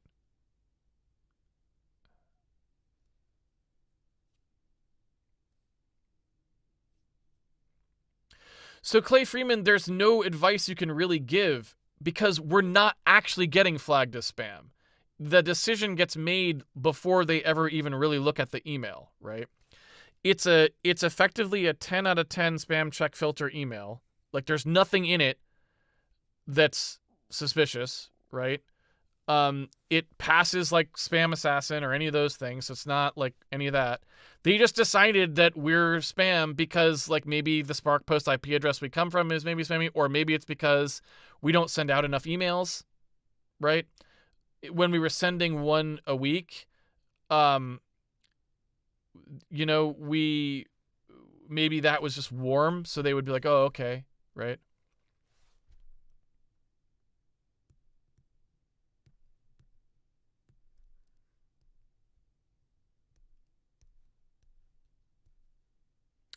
Wouldn't double opt-in through confirmation help? Yes. So originally we didn't do that because it's just more work for the person trying to subscribe. Because it's like either they wanted to subscribe, in which case they can just get it when it comes out, or they didn't want to subscribe and they're going to get one piece of email they didn't want either way, either the mailing list or the confirmation mail, right? And both, they'll have to take the same action, which is to click the unsubscribe link, right? But like, yeah, the double confirmation would be good. Because we could put a thing up that says like, all right, we're going to send you an email. You need to, like, if you actually want to get this, you're going to have to go mark it as okay, right? And so, like,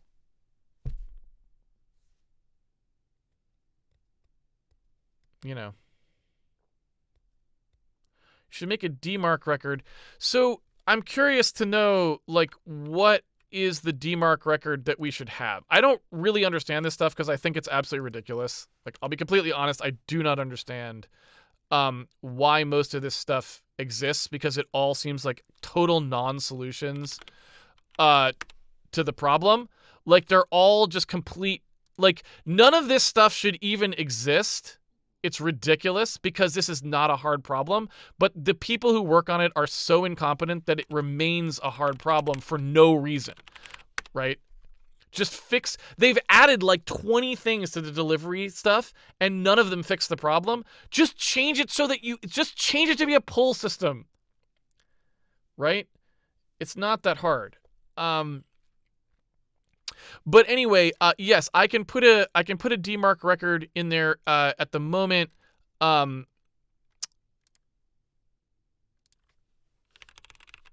I think ours is not good. Like, it's not, where's the actual DNS? This is not useful.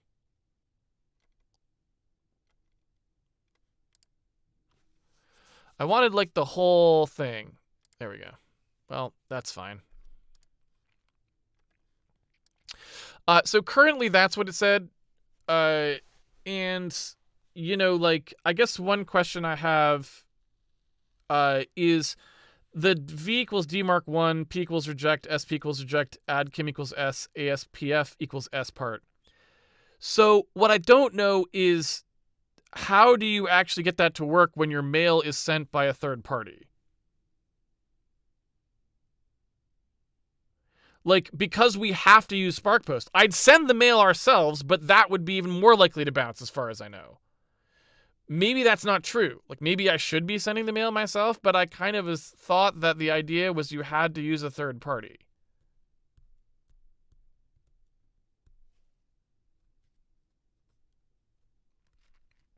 It's SparkPost. So, I mean, they support... You can even get your own IP address, right, with them. Like, so, you know, but I don't know, like, because this stuff is not something that I even ever wanted to know. I just want to send a freaking email to a customer. So I'm not sure what I have to set in here that would allow SparkPost to do it properly. I don't know. Maybe they have a page that talks about it. The problem was DMARC got added after we started our mailing list. So that's the reason why it was never set up as well. Otherwise, I would have went and read about it at the time. But of course, they add things that make it less...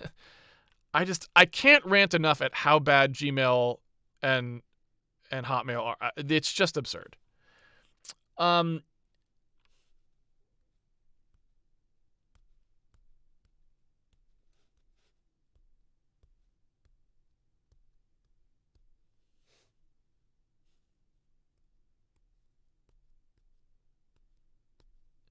So let's take a look. Do they have anything?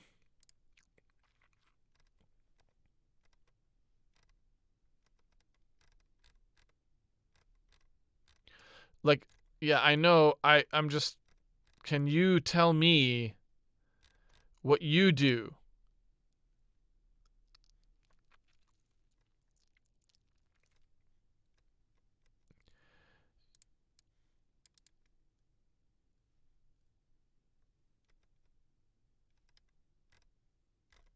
So that's not very helpful because it doesn't really say much about what kind of support they have, but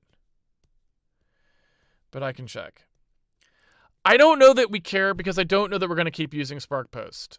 Like, for starters, if they were a good service, they would have warned us about things like this earlier, right? And, you know, the fact that we're just not getting good delivery with them and they didn't even, like, try to contact us and tell us to change something or anything just kind of suggests to me that, like, maybe we need to go with somebody who's a little bit more proactive, right? And we had some people contact me on Twitter when I was posting about this, and so we're talking to some other companies now to see if there's somebody who'd be willing to, like, step in and actually help us actually get this email delivered properly. And if that's the case, then we would just switch away from them, right? SendGrid, I don't know that I would switch to SendGrid because I think SendGrid would be basically the same as SparkPost. It would basically just be a giant nameless service, and it'd be like, well, you know, maybe your emails go through, maybe they don't, and they don't really care super much, right? Because that's more or less what SparkPost is. They're basically the same kind of service, right? And so there's some other smaller services like Postmark app and Sockets Lab and stuff like that that are more like, look, we actually sit there and try to babysit your stuff and find out, like, how we make sure it goes through. And that's more what I would be interested in. You know what I mean? Clay Freeman, unfortunately, we don't have anything prepared to send out today. If you want to just email me, my email address is casey@mollyrocket.com, right? So if you want to email me, assuming Gmail doesn't put your email in the spam folder, if you want to email me, I'd be happy to let you know when we're going to send something out if you want to look at it. And we can see, right? But yeah, a Centroid, the Spark Post doesn't. So Spark Post, like, all the stuff just lists us as being set up. Like, because we set up SPF and DKAM or whatever the hell those other ones are called. Those are already set up. They don't have anything that says that this is why I say, like, I kind of don't really want to use them anymore, because it's like, I didn't even know about DMARC. Because I don't spend time reading about this. I just expect it to work because it's email, right? But it's somewhere between 2015 or whenever we started the mailing list and now, they added DMARC, and SparkPost never really let me know. There isn't like a big red warning sign on the homepage that says, like, hey, you need to do more DMARC stuff. I mean, they didn't even warn me. I had to have somebody on Twitter tell me how to go look and find out that Hotmail hard rejected all of our mails. I didn't even know. The homepage for SparkPost doesn't even say that. You would think it would put up a big red warning that's like, all of your mail to Hotmail did not go through. But they didn't even say anything, right? So it's kind of an epic disaster. So I do think we would probably switch away from SparkPost because I really just don't think they're a good service. None of those things are things that would have happened for an email service that was good. They would have obvious ways of sounding the alarm when your email is rejected by an entire service provider. You would think that would be a huge red flag that they would then like look at themselves or contact you about, or at least put an automated warning on a web page. They did none of those things, right? So I'm talking to Socket Labs right now, and I'm going to talk to Postmark app, and we'll see what we can do, right? No, SparkPost doesn't know that Gmail put it in the spam filter, so that part they don't know. That Hotmail bulk rejected it all, they do know, because the way I figured that out was someone on Twitter told me how to go into the SparkPost control panel and filter by hard bounces so I could see, and it showed the count. And it was like number of sent to Hotmail, some number of hard bounces, that number. So it knew it, right? So they knew that Hotmail flat out just rejected us without ever even looking at the mail. Per inbox, right? At the actual ingress, it was just like, no, we're not accepting that. So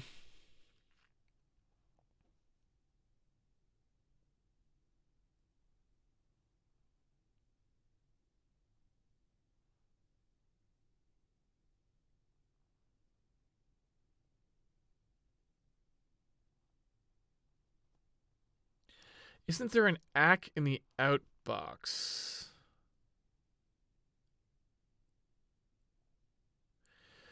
I don't know what that means. There's a good chance that your IP is already blacklisted on Google, so changing provider may not help.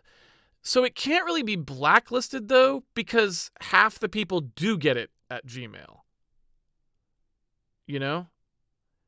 So it's something else, presumably. Like I don't quite understand how Gmail works, in that some people it goes to spam and some people it doesn't. The Outlook one I understand a little bit more, right? Which is that if they just flat out don't trust you or don't, whatever, that makes more sense. But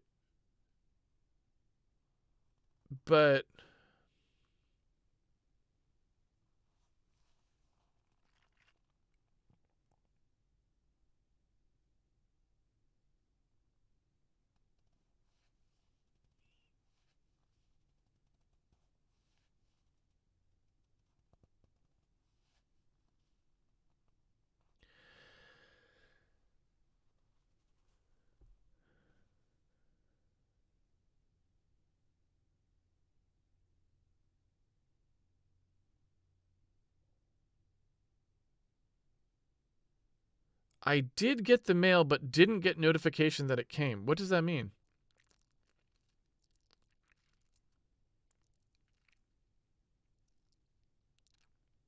Are the emails properly marked as being bulk list mail? I guess I don't know. What kind of mark would they have?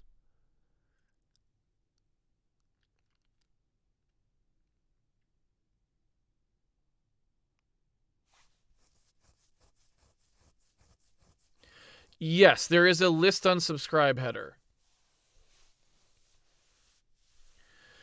I don't know about list ID. I'd have to look at that. So I don't know.